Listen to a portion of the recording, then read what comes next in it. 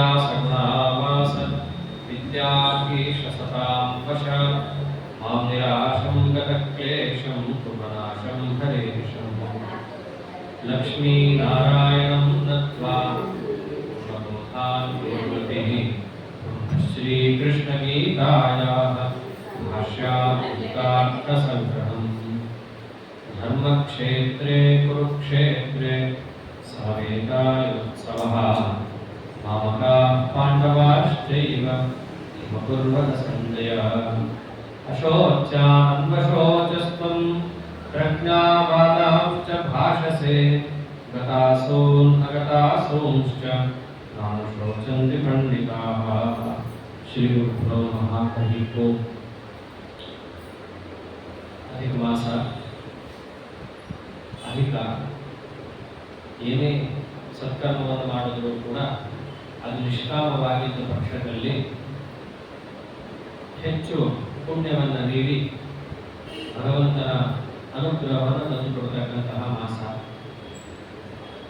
ನಿಷ್ಕಾಮ ಕರ್ಮಗಳ ಪಟ್ಟಿಯನ್ನು ಮಾಡಿದಾಗ ಸುಲಭವಾದ ನಿಷ್ಕಾಮ ಕರ್ಮ ಯಾವುದು ಅಂತಂದರೆ ಯಾವ ಶ್ರಮವೂ ಇಲ್ಲದೆ ಕೂತಲ್ಲೇನೆ ಆಗೋದು ಒಂದೇ. ಅದು ಕೇಳೋದು, ಹೇಳೋದು ಸ್ವಲ್ಪ ಕಷ್ಟ ಆಗುತ್ತೆ, ಹೇಳೋದು ಕೇಳೋದು ಸುಲಭ.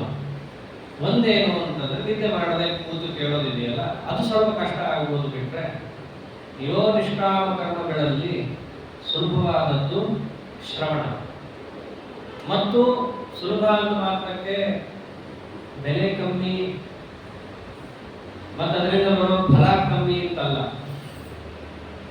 ಎಷ್ಟೆಷ್ಟು ದೊಡ್ಡ ಕರ್ಮವನ್ನು ಮಾಡಿದರೂ ಕೂಡ ಅವನು ಮಾಡಬೇಕಾದದ್ದು ಕಡೆಯಲ್ಲಿ ಶ್ರವಣನೇ. ಆತ್ಮಾವಾರೇ ದ್ರಷ್ಟವ್ಯ ಶ್ರೋತವ್ಯೋ ಮಂತವ್ಯೋ ನಿಧಿಧ್ಯಾಸಿತವ್ಯ. ಶ್ರವಣ ಮನನ ನಿಧಿಧ್ಯಾಸನನೇ ಕಡೆಯೂ ಬೇಕು. ಆದ್ದರಿಂದ ಅತ್ಯಂತ ಸುಲಭ ಅಷ್ಟೇ ಅಲ್ಲ, ಅಧಿಕ ಫಲವನ್ನು ಕೊಡತಕ್ಕಂಥದ್ದು ಅಂತಂದ್ರೆ ಅದು ಶ್ರವಣನೇ. ಅದರಲ್ಲೂ ವಿಶೇಷವಾಗಿ ಈ ಮಾಸದಲ್ಲಿ ಭಾಗವತಕ್ಕೆ ಎಲ್ಲಿಲ್ಲದ ಒಂದು ಸ್ಥಾನವನ್ನು ಕೊಟ್ಟಿದ್ದಾರೆ. ಅದನ್ನ ಹೇಳೋದು ಕೇಳೋದು ಪರಮಾತ್ಮನಿಗೆ, ಅದರಲ್ಲೂ ಪುರುಷೋತ್ತಮ ಶ್ರೀಕೃಷ್ಣನೇ. ಅವನೇ ಹೇಳ್ತಾನೆ, ಅಥೋಸ್ತು ಲೋಕೆ ವೇದೇಚ ಪ್ರತಿತಃ ಪುರುಷೋತ್ತಮ ಅಂತ. ಅಂತಹ ಪುರುಷೋತ್ತಮನಾದ ಕೃಷ್ಣನಿಗೆ ಅತ್ಯಂತ ಪ್ರಿಯವಾದ ಗ್ರಂಥ ಭಾಗವತ ಅನ್ನೋದು ಎಲ್ಲ ವೇದಶಾಸ್ತ್ರಗಳ ಸಾರ. ಆದರೆ ಭಾಗವತ ಬಹಳ ದೊಡ್ಡದು ಅಂತಂದ್ರೆ ಸ್ಥಾನದಿಂದಲೂ ಫಲಸ್ಥಾನೀಯ. ಶ್ಲೋಕದ ಸಂಖ್ಯೆಗಳಿಂದ ನೋಡಿದ್ರೆ 18,000 ಶ್ಲೋಕ, 12 ಸ್ಕಂಧ, ಅಧ್ಯಾಯಗಳಂತೂ 106 ಅಧ್ಯಾಯಗಳು, ಬಹಳ ದೊಡ್ಡದು. ಪ್ರತಿ ಶ್ಲೋಕವನ್ನ ಹೇಳೋದು ಕೇಳೋದು ಅನ್ನೋದು ಜನ್ಮದಲ್ಲಿ ಒಂದಾವರ್ತಿ ಆದರೆ ನಮ್ಮ ಸುಕೃತ. ಯಾವ ವೇದಶಾಸ್ತ್ರಗಳ ಸಾರಭೂತವಾಗಿ ಶ್ರೀಮದ್ ಭಾಗವತ ಇದೆಯೋ ಅಂತಹ ಎಲ್ಲಾ ವೇದಶಾಸ್ತ್ರಗಳ ಸಾರವೇ ಶ್ರೀಮದ್ ಭಗವದ್ಗೀತಾ ಕೂಡ. ಒಂದರ್ಥದಲ್ಲಿ ಹೇಳಬೇಕಂದ್ರೆ ಸರ್ವೋಪನಿಷದೋ ಗಾವಹ ಅಂತ ಅವರೇ ಹೇಳ್ತಾರೆ. ಎಲ್ಲಾ ಉಪನಿಷತ್ತುಗಳ ಸಾರವೇ ಭಗವದ್ಗೀತಾ. ಸುಲಭವಾಗಿ ಉಪನಿಷತ್ತಿನ ಅಂಶಗಳು ಏನೇನು ಹೇಳಿದ್ದಾರೆ ಅನ್ನೋದನ್ನು ತಿಳಿಸ್ತಾ ಇದ್ದಾರೆ ಪರಮಾತ್ಮ. ಅದರಲ್ಲಿ ಈ ಭಗವದ್ಗೀತಾ ಪ್ರವಚನ ಅನ್ನೋದು ಕೂಡ ಪರಮಾತ್ಮನಿಗೆ ಅತ್ಯಂತ ಪ್ರಿಯ. ಕಡೆಗೆ 18ನೇ ಅಧ್ಯಾಯದಲ್ಲಿ ಕೃಷ್ಣ ತಾನೇ ಹೇಳ್ತಾನೆ, ಮದ್ಭಕ್ತೇಶು ವಿಲಾಸತಿ. ಈ ಭಗವದ್ಗೀತೆಯನ್ನ ಯಾರು ಹೇಳ್ತಾರೋ ಕೇಳ್ತಾರೋ ಅವರು ನನಗೆ ಅತ್ಯಂತ ಪ್ರಿಯ. ಮತ್ತೆ ಇದಕ್ಕಿಂತ ಇನ್ನೇನು ಬೇಕು? ಅಂತಹ ಭಗವದ್ಗೀತೆಯನ್ನ ಕೃಷ್ಣ ಪರಮಾತ್ಮ, ಲಕ್ಷ್ಮೀದೇವಿ ಹಾಗೂ ಬ್ರಹ್ಮದೇವರು, ಸರಸ್ವತಿ ದೇವಿ ಮುಂತಾದ ಸಮಸ್ತ ದೇವತೆಗಳ ಅನುಗ್ರಹದಿಂದ ಹಾಗೂ ಸಮಸ್ತ ಗುರುಗಳ ಅನುಗ್ರಹದಿಂದ 12 ಅಧ್ಯಾಯ ಆಗೋದಿದೆ. ಅವರು ಮಾಡಿಸಿಕೊಂಡಿದ್ದಾರೆ ಸೇವೆಯನ್ನು. 12 ಅಧ್ಯಾಯ ಯಾವಾಗ ಆಗಿದೆಯೋ ಹೇಗಾಗಿದೆಯೋ ಅನ್ನೋದೇ ನಮ್ಗೆ ಗೊತ್ತಾಗಿಲ್ಲ. ಆದರೆ ಏನು ಹೇಳಿದ್ದಾರೆ 12 ಅಧ್ಯಾಯದಲ್ಲಿ ಅನ್ನೋದನ್ನು ಸಂಕ್ಷೇಪವಾಗಿ ತಿಳ್ಕೊಂಡು ಮುಂದಿಂದು ಕೇಳಿದಾಗ ನಮಗೆ ಮುಂದಿಂದು ಫಾಲೋ ಅಪ್ ಆಗುತ್ತೆ. ನಮ್ಮ ಭಾಷೆಯಲ್ಲಿ ಹೇಳಬೇಕಂದ್ರೆ ಮತ್ತೊಂದು ಆ ವಿಷಯಗಳನ್ನು ಪುನರಾವೃತ್ತಿ ಮಾಡಿದ ಪುಣ್ಯವೂ ಕೂಡ ಬರುತ್ತೆ. ಮತ್ತೆ ಮೊದಲಿಂದ ಹೇಳ್ರಿ ಆಚಾರ್ಯ ಅಂತಂದ್ರೆ ಅದು ಶ್ರಮ. ಒಂದು ವೇಳೆ ಸಂಗ್ರಹ ಮಾಡಬೇಕಾದ್ರೆ ನಾವು ಎಡವೋ ಸಾಧ್ಯತೆಗಳು ಬೇಕಾದಷ್ಟು ಇರುತ್ತೆ. ಒಂದು ವೇಳೆ ಭಗವಂತನೇ ಸಂಗ್ರಹ ಮಾಡಿಬಿಟ್ರೆ 12 ಅಧ್ಯಾಯದಲ್ಲಿ ಏನು ಹೇಳಿದ್ದಾರೋ ಅದರಲ್ಲಿ ಮುಖ್ಯವಾದ ಪ್ರಘಟಿಕೆಗಳು ಅಂತ ಏನಿದ್ದಾವೋ ಅದನ್ನು ಸ್ವಾಮಿನೇ ಸಂಗ್ರಹ ಮಾಡಿ ಕೊಟ್ಟಿದ್ರೆ ಚೆನ್ನಾಗಿರ್ತಿತ್ತಲ್ವಾ ಅನ್ಸ್ಬಿಡುತ್ತೆ.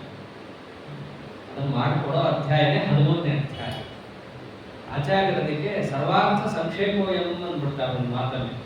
ಹಿಂದೆ 12 ಅಧ್ಯಾಯದಲ್ಲಿ ಏನು ಹೇಳಿದ್ದಾನೋ ಶ್ರೀಹರಿ ಅದನ್ನು ಸಂಕ್ಷೇಪವಾಗಿ ಸುಲಭವಾದ ಪ್ರಶ್ನೋತ್ತರ ಮುಖೇನ ತಿಳಿಸ್ತಾ ಇರುವಂತಹ ಅಧ್ಯಾಯವೇ ಈ 13ನೇ ಅಧ್ಯಾಯ.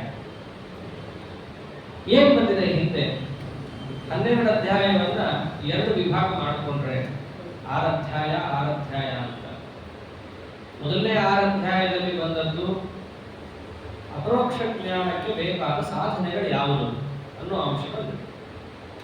2ನೇ 6ನೇ ಅಧ್ಯಾಯದಲ್ಲಿ ಬಂದಿರೋದು ಇಂತಹ ಅಪರೋಕ್ಷ ಜ್ಞಾನ ಯಾವ ರೀತಿಯಾಗಿರುತ್ತೆ, ಅದನ್ನು ಪಡಿಬೇಕಾದರೆ ಭಗವಂತನ ಮಹಾತ್ಮ್ಯ ಜ್ಞಾನ ಅನ್ನೋದು ಅತ್ಯವಶ್ಯಕ. ಈ ಅಂಶಗಳೆಲ್ಲ ಬಂದಿದೆ. ಅದರಲ್ಲಿ ಯಾವ 2ನೇ ಅಧ್ಯಾಯದಲ್ಲಿ ತ್ರೈಗುಣ್ಯ ವಿಷಯ ವೇದ ನಿಸ್ತ್ರೈಗುಣ್ಯೋ ಭವಾರ್ಜುನ ಅನ್ನೋದ್ರಿಂದ ಅಪರೋಕ್ಷ ಜ್ಞಾನಕ್ಕೆ ಬೇಕಾದ ನಿಷ್ಕಾಮ ಕರ್ಮವನ್ನು ಅನುಷ್ಠಾನ ಮಾಡುವುದು ಪ್ರಾರಂಭವನ್ನು ಮಾಡ್ತಾರೆ. ಅಷ್ಟೇ ಅಲ್ಲ, ಅಂದ್ರೆ ಏನ್ ಬಂದಂಗಾಯಿತು, ಜ್ಞಾನ ಸಾಧನದ ವಿಚಾರ ಪ್ರಸಕ್ತ ಆಗಿದೆ. ನತ್ವೇವಾಹಂ ಜಾತನಾಸಂ ನತ್ತನ್ನೇನೇ ಜನಾಧಿಪಾಹ ಅಂತನ್ನೋ ವಿಷಯದಿಂದ ಜೀವನ ಪ್ರಸಕ್ತಿ ಆಗಿದೆ. ಜೀವರಾಶಿಗಳು ನಿತ್ಯರಿದ್ದಾರೆ, ಅವರು ಸಾಯಲ್ಲ, ಹಾಗಾಗಿ ಅರ್ಜುನ ಜೀವರು ಸಾಯ್ತಾರೆ ಅಂತ ಹೇಳಿ ದುಃಖ ಪಡೋ ಅವಶ್ಯಕತೆ ಇಲ್ಲ ಅಂತ ಹೇಳಿದ್ದಾರೆ. ಇದು ಮೊದಲನೇ 6 ಅಧ್ಯಾಯಗಳಲ್ಲಿ ಬಂದಿರೋದು. ಇನ್ನ 2ನೇ 6 ಅಧ್ಯಾಯಗಳಿದ್ದಾವೆ. ಅದರಲ್ಲಿ ಏನ್ ಬಂದಿದೆ, ಭಗವಂತನ ವಿಚಾರವೇ ಬಂದಿರುವಂತಹದ್ದು ಪ್ರಧಾನವಾಗಿ. ಅದರಲ್ಲೂ ವಿಶೇಷವಾಗಿ ಭೂಮಿರಾಪೋ ನಲೋ ವಾಯು ಅಂತ ಭಗವಂತನ ಆವಾಸ ಸ್ಥಾನಗಳು, ಅದನ್ನೇ ಕ್ಷೇತ್ರ ಅಂತ ಕರೀತಾರೆ. ಈಗ ಸಾಮಾನ್ಯವಾಗಿ ನಾವೆಲ್ಲ ಕ್ಷೇತ್ರ ಅಂತ ಕರಿತೀವಲ್ಲ, ಏನಕ್ಕೆ ಕ್ಷೇತ್ರ ಅಂತ ಕರಿತೀವಿ? ತೀರ್ಥಕ್ಷೇತ್ರ ಯಾತ್ರೆ ಅಂತೆಲ್ಲ ಶಬ್ದ ಬಳಸಬೇಕಾದ್ರೆ ಕ್ಷೇತ್ರ ಅಂತಂದ್ರೆ ಏನು? ದೇವರ ಸನ್ನಿಧಾನ ಇರುವಂತಹ ಸ್ಥಳ. ದೇವರ ಸನ್ನಿಧಾನ ನಮ್ಮಲ್ಲೂ ಇದೆ, ನಮ್ಮ ಮನೆಯಲ್ಲೂ ಇದೆ. ಆದ್ರೆ ನಾವು ವ್ಯವಹಾರ ಹೇಗೆ ಮಾಡ್ತಾ ಇದ್ದೀವಿ? ವಿಶೇಷವಾಗಿ ಭಗವಂತ ಇದ್ದಾನೆ ಅಂತ ತಿಳಿದು ಜಾಗೃತರಾಗಿ ನಾವು ಎಲ್ಲಿರ್ತೀವೋ ಅದನ್ನು ಕ್ಷೇತ್ರ ಅಂತ ಕರಿತೀವಿ. ಮನೆಯಲ್ಲೂ ಜಾಗೃತರಾಗಿದ್ರೆ ಅದು ಕ್ಷೇತ್ರನೇ, ಇಲ್ಲ ಅಂತ ಅನ್ನಲ್ಲ. ಅವನಿಗೆ ಅಲ್ಲಿ ಹೋದ್ರೆ ಅದೇನೋ ಸ್ವಲ್ಪ ಬುದ್ಧಿಯಲ್ಲಿ ಒಳ್ಳೆ ಕೆಲಸ ಮಾಡಬೇಕು ಅನ್ನೋದು ಮೂಡಿ ಅಲ್ಲಿ ಏನೋ ಅಬದ್ಧ ಕೆಲಸ ಮಾಡದೆ ಏನಾದರೂ ತಪ್ಪು ಮಾಡದೆ ಕಂಡಿಪ್ಪುದ ನೋಡು ಇತ್ಯಾದಿಯಾದ ಹಳೆಯ ವಾಕ್ಯಗಳೆಲ್ಲ ನೆನಪಾಗಿ ಸರಿಯಾಗಿ ನಡ್ಕೋತಾರೆ. ಅಂದ್ರೆ ಈ ಕ್ಷೇತ್ರದ ವಿಚಾರ ಎಲ್ಲ ಬಂದಿದೆ ಹಿಂದೆ. ಅಂದ್ರೆ ಭಗವತ್ ಸಂವಿಧಾನೋಪೇತವಾದ ಸ್ಥಳಗಳು. 4 ಅಂಶ ಬಂದಂಗೆ ಆಯ್ತು. ಇದು ದೇವರು, ಇನ್ನೊಬ್ಬ ಜೀವ, ಇನ್ನೊಂದು ಕ್ಷೇತ್ರ, ಇನ್ನೊಂದು ಅಪರೋಕ್ಷ ಜ್ಞಾನ ಸಾಧನ. ಇಷ್ಟ ಅಂಶಗಳು ಬಂದಿದೆ. ಏನು ಮೊದಲು 12 ಅಧ್ಯಾಯದಲ್ಲಿ ಇದನ್ನ ಕೃಷ್ಣ ಅಲ್ಲಲ್ಲಿ ಹೇಳ್ಬಿಟ್ಟಿದ್ದಾನೆ, ಒಂದೇ ಕಡೆ ಸೇರಿಕೊಂಡು ಹೇಳಿಲ್ಲ. ಮತ್ತಷ್ಟೇ ಅಲ್ಲ, ಉಪನಿಷತ್ತುಗಳಲ್ಲಿ ಭಗವಂತನನ್ನು ಹೆಂಗೆ ತಿಳಿಬೇಕು ಅಂತ ಪ್ರಶ್ನೆ ಬಂದಾಗ ದೇವರನ್ನ ಕ್ಷೇತ್ರಜ್ಞ ಅಂತ ತಿಳಿಬೇಕು ಅಂತ ಹೇಳಿದ್ದಾರೆ. ಇವೆಲ್ಲ ಕ್ಷೇತ್ರಗಳಾಯಿತು. ಕ್ಷೇತ್ರಜ್ಞ ಯಾರು ಅಂತ ಪ್ರಶ್ನೆ ಬಂದಾಗ ಶ್ರೀಹರಿನೇ ಕ್ಷೇತ್ರಜ್ಞ, ಕೃಷ್ಣನೇ ಕ್ಷೇತ್ರಜ್ಞ ಅಂತ ತಿಳಿಬೇಕು ಅಂತ ಹೇಳಿದ್ರು. ಅದು ಹಿಂದೆ ಬಂದಿಲ್ಲ ಆ ವಿಷಯ, ಅದನ್ನು ನೇರವಾಗಿ ಹೇಳಿಲ್ಲ, ಸುತ್ತಿ ಬಳಸಿ ದೇವರು ಹೇಳಿದ್ದಾರೆ. ಅದೆಲ್ಲವನ್ನೂ ಕೂಡ ಶ್ರೋತೃಗಳಿಗೆ ಅನುಕೂಲವಾಗಲಿ ಅನ್ನೋ ದೃಷ್ಟಿಯಿಂದ ಸಂಗ್ರಹನೂ ಆಯಿತು ಮತ್ತು ಅಲ್ಲೇ ಬಂದ ಕೆಲವು ವಿಚಾರಗಳ ವಿವರಣೆ ಆಯಿತು ಅನ್ನೋ ದೃಷ್ಟಿಯಿಂದ ಅರ್ಜುನರು ಪ್ರಶ್ನೆಯನ್ನು ಮಾಡ್ತಾ ಇದ್ದಾರೆ. 14ನೇ ಅಧ್ಯಾಯದಲ್ಲಿ ಅದೇ ಅರ್ಜುನ ಉವಾಚ ಪ್ರಕೃತಿಂ ಪುರುಷಂ ಚೈವ ಕ್ಷೇತ್ರಂ ಕ್ಷೇತ್ರಜ್ಞಮೇವ ಚ ಏತತ್ ವೇದಿತುಮಿಚ್ಛಾಮಿ ಜ್ಞಾನಂ ಜ್ಞೇಯಂ ಚ ಕೇಶವ. ಶ್ಲೋಕದ ಭಾವಾರ್ಥ ಸುಲಭ ಇದೆ. 6 ಪ್ರಶ್ನೆಯನ್ನು ಮಾಡಿದ್ದಾರೆ, ಅಥವಾ ಜೋಡಿ ಅಂತ ತಗೊಂಡ್ರೆ 3 ಪ್ರಶ್ನೆ ಮಾಡಿದ್ದಾರೆ. ಪ್ರಕೃತಿ ಅಂದ್ರೇನು, ಪುರುಷ ಅಂದ್ರೇನು, ಕ್ಷೇತ್ರ ಅಂದ್ರೇನು, ಕ್ಷೇತ್ರಜ್ಞ ಅಂದ್ರೆ ಏನು, ಜ್ಞಾನ ಅಂದ್ರೆ ಏನು, ಜ್ಞಾನ ಅಂದ್ರೆ ಜ್ಞಾನ ಸಾಧನ ಅಂತ ಅರ್ಥ. ಜ್ಞಾನ ಸಾಧನ ಯಾವುದು ಮತ್ತು ಜ್ಞೇಯ ಯಾವುದು ಅಂದ್ರೆ ಅವಶ್ಯವಾಗಿ ತಿಳಿಯಲೇಬೇಕಾದ ವಸ್ತು ಯಾವುದು. ಬಟ್ ಹೀಗೆ 6 ಪ್ರಶ್ನೆಯನ್ನು ಮಾಡ್ತಾ ಇದ್ದಾರೆ. ಈ ಒಂದು ಅಧ್ಯಾಯದ ಸ್ವಾರಸ್ಯ ಏನ್ ಚೆನ್ನಾಗಿದೆ ಅಂದ್ರೆ, ಬುದ್ಧಿವಂತರು ಹೇಗೆ ಪ್ರಶ್ನೆಗೆ ಉತ್ತರ ಕೊಡ್ತಾರೆ ಅಥವಾ ಬುದ್ಧಿವಂತಿಕೆಯಿಂದ ಪ್ರಶ್ನೆಗೆ ಹೇಗೆ ಉತ್ತರ ಕೊಡಬೇಕು, ಧಡತನದಿಂದ ಹೇಗೆ ಪ್ರಶ್ನೆಗೆ ಉತ್ತರ ಕೊಡ್ತಾರೆ ಅನ್ನೋದು ಗೊತ್ತಾಗುತ್ತೆ. ಸಾಮಾನ್ಯವಾಗಿ ಪ್ರಶ್ನೆಯ ಒಂದು ಅನುಕ್ರಮಣಿಕೆ ನೋಡಿದ್ರೆ ಅರ್ಜುನ ಇಲ್ಲಿ ಪ್ರಕೃತಿ ಅಂದ್ರೆ ಏನು, ಪುರುಷ ಅಂದ್ರೆ ಏನು ಅಂತ ಕೇಳ್ಕೊಂಡು ಹೋಗಿದ್ದಾನೆ. ಉತ್ತರ ಕೊಡೋನು ಸಾಮಾನ್ಯ ವ್ಯಕ್ತಿಯಾಗಿದ್ದರೆ ಪ್ರಕೃತಿ ಅಂದ್ರೆ ಏನು ಅಂತ ಫಸ್ಟ್ ಹೇಳೋನು, ಪುರುಷ ಅಂದ್ರೆ ಏನು ಫಸ್ಟ್ ಹೇಳೋ, ಆಮೇಲೆ ಹೇಳೋನು. ಅಂದ್ರೆ ಯಾವ ಪ್ರಶ್ನೆಯ ಅನುಕ್ರಮಣಿಕೆ ಇದೆಯೋ ಹಾಗೆ ಹೇಳೋದು. ಅದು ಪರಮಾತ್ಮ ಹಾಗಲ್ಲ, ಅದು ತಿರುಗಿಸಿ ಮುರುಗಿಸಿನೇ ಹೇಳೋದು. ಯಾಕೆ ಅಂತಂದ್ರೆ ಒಂದಕ್ಕೊಂದಕ್ಕೆ ಸಂಬಂಧ ಇದೆ. ಬರೀ ಪ್ರಕೃತಿ ಅಂದ್ರೇನು ಅಷ್ಟೇ ಹೇಳೋದು ತಾತ್ಪರ್ಯ ಅಲ್ವಲ್ಲ. ಆ ಪ್ರಕೃತಿಗೆ ನಿಯಾಮಕ ಯಾರು, ಪ್ರಕೃತಿ ಅಂದ್ರೆ ಏನು, ಇವೆಲ್ಲ ತಿಳಿಸ್ಬೇಕಾಗತ್ತೆ. ಅದು ಎಲ್ಲಿ ಸೇರುತ್ತೆ ಇದೆಲ್ಲ ಹೇಳಬೇಕಾಗತ್ತೆ. ಹಾಗಾಗಿ ದೇವರು ಏನ್ ಮಾಡ್ತಾನೆ, ಪ್ರಕೃತಿ ಅಂದ್ರೆ ಏನು ನಮ್ಮಲ್ಲಿ ಹೇಳೋದೇ ಇಲ್ಲ, ಪುರುಷ ಅನ್ನೋದನ್ನು ಬಿಟ್ಟೇ ಬಿಡ್ತಾನೆ. ಇಲ್ಲಿ ಪುರುಷ ಅಂತಂದ್ರೆ ಸಾಮಾನ್ಯವಾಗಿ ಪ್ರಕೃತಿ ಶಬ್ದದ ಜೊತೆ ಎಲ್ಲೆಲ್ಲಿ ಪುರುಷ ಶಬ್ದ ಬರುತ್ತೋ ಅಲ್ಲೆಲ್ಲ ಪುರುಷ ಅಂದ್ರೆ ಪರಮಪುರುಷ ನಾರಾಯಣ ಅಂತ ಅರ್ಥ. ಆದ್ರೆ ಇಲ್ಲಿ ಸ್ವಲ್ಪ ವಿಚಿತ್ರವಾಗಿ ಪರಮಾತ್ಮ ಹೇಳ್ತಾನೆ, ಪುರುಷ ಅಂದ್ರೆ ಜೀವ ಅಂತ ಅರ್ಥ. ಅಂದ್ರೆ ಪರಮಾತ್ಮ ತಗೋಬಾರದು ಅಂತಲ್ಲ, ಜೀವನನ್ನೂ ಇಲ್ಲಿ ಪುರುಷ ಶಬ್ದದಿಂದ ತಗೋಬೇಕು. ಪ್ರಕೃತಿ ಅಂತಂದ್ರೆ ಎಲ್ರಿಗೂ ಗೊತ್ತಿದೆ, ಚಿತ್ ಪ್ರಕೃತಿ ಅಚಿತ್ ಪ್ರಕೃತಿ ಅಂತ 2 ವಿಧವಾಗಿದೆ. ಆದ್ರೆ ಈ ವಿಚಾರ ಪರಮಾತ್ಮ ಮಾಡಕ್ಕೆ ಹೋಗಲ್ಲ. ಮೊದಲು ಅವನು ಏನ್ ತಗೊಂಡ್ಬಿಡ್ತಾನೆ, 3ನೇ ಪ್ರಶ್ನೆ ತಗೊಳ್ತಾನೆ, ಕ್ಷೇತ್ರಂ ಕ್ಷೇತ್ರಜ್ಞಮೇವ ಚ ಅಂತ. ಅಲ್ಲಿಂದ ವಿವರಣೆ ಕೊಡ್ತಾ ಹೋಗ್ತಾನೆ. ಯಾಕೆ ಅಂದ್ರೆ ಈ ಕ್ಷೇತ್ರದ ವಿವರಣೆ, ಕ್ಷೇತ್ರಜ್ಞನ ವಿವರಣೆ ಇದನ್ನ ಕೇಳ್ತಾ ಇದ್ರೆ ನಿನಗೆ ಪ್ರಕೃತಿ ಅಂದ್ರೆ ಏನು ಅಂತ ಅರ್ಥ ಆಗ್ತಾ ಹೋಗುತ್ತೆ. ಆದ್ದರಿಂದ ಬುದ್ಧಿವಂತನಾದ ಸರ್ವಜ್ಞ ಶಿರೋಮಣಿ ಅವನು, ಅವನಿಗಿಂತ ಇನ್ಯಾವ ಸರ್ವಜ್ಞ ಇಲ್ಲ.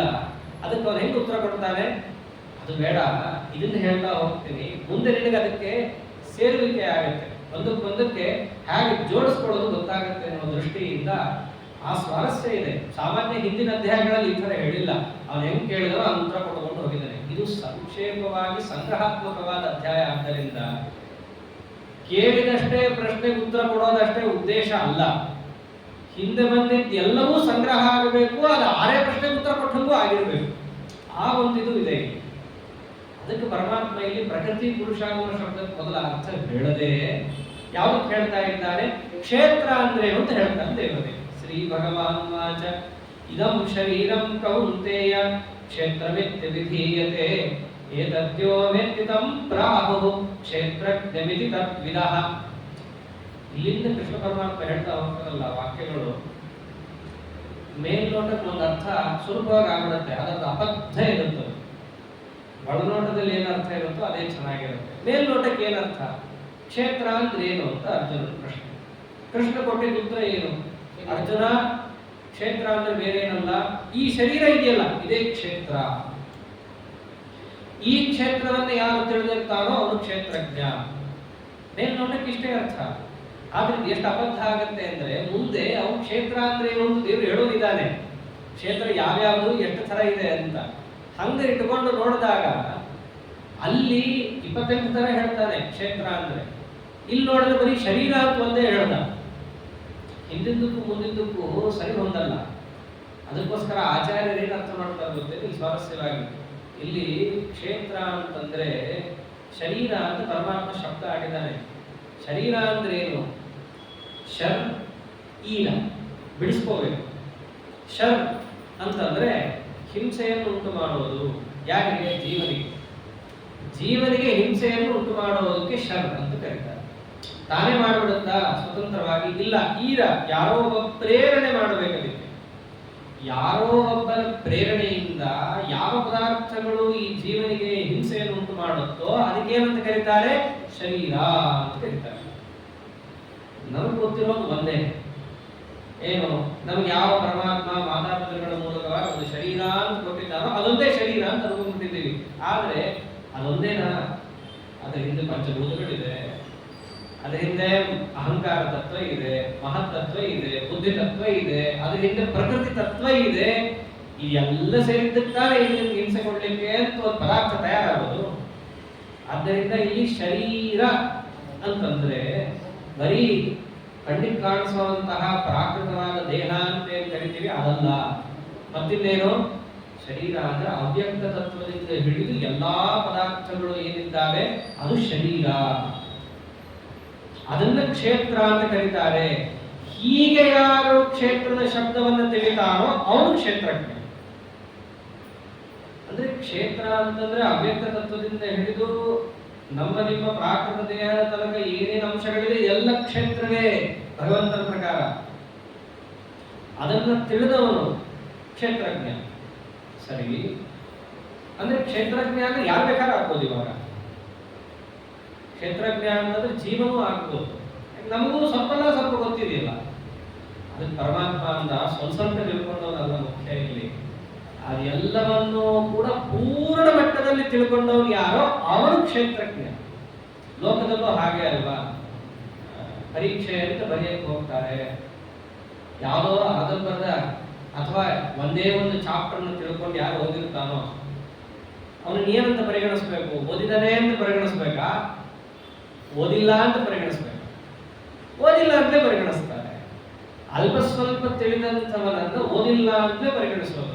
ಲೋಕದಲ್ಲೂ ಕೂಡ ಹಾಗೆ 10 ಪೈಸೆ ಇರುತ್ತೆ. ಜನ ಅವನನ್ನು ಏನಂತ ಕರೀತಾರೆ? ನಿರ್ಧನ, ದರಿದ್ರ, ಏನೂ ಇಲ್ಲ. ಲೋಕದಲ್ಲಿ ಹಾಗೆ ಅಲ್ಲ ಕರೆಯೋದು. 10 ಪೈಸೆ ಅಂತ ದುಡ್ಡು ಇದೆಯಲ್ರಿ ಅಂದ್ರೆ ಲೆಕ್ಕಕ್ಕಿಲ್ಲ. ಹೆಂಗೋ ಹಾಗೆ ಪರಮಾತ್ಮ ಅಂತಾನೆ ಅವ್ರಿಗೆ ಗೊತ್ತಿದೆಪ್ಪ, ಗೊತ್ತಿಲ್ಲ ಅಂತಲ್ಲ. ಆದರೆ ಪೂರ್ಣ ಮಟ್ಟದಲ್ಲಿ ಗೊತ್ತಿದೆಯಾ?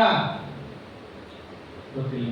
ಆದ್ದರಿಂದ ಎಲ್ಲಾ ಕ್ಷೇತ್ರವನ್ನು ಬಲ್ಲವನು ಯಾರು ಅಂತಂದ್ರೆ ಅದು ಜೀವನ ಆಗಕ್ಕೆ ಸಾಧ್ಯ ಇಲ್ಲ. ಮತ್ಯಾರು?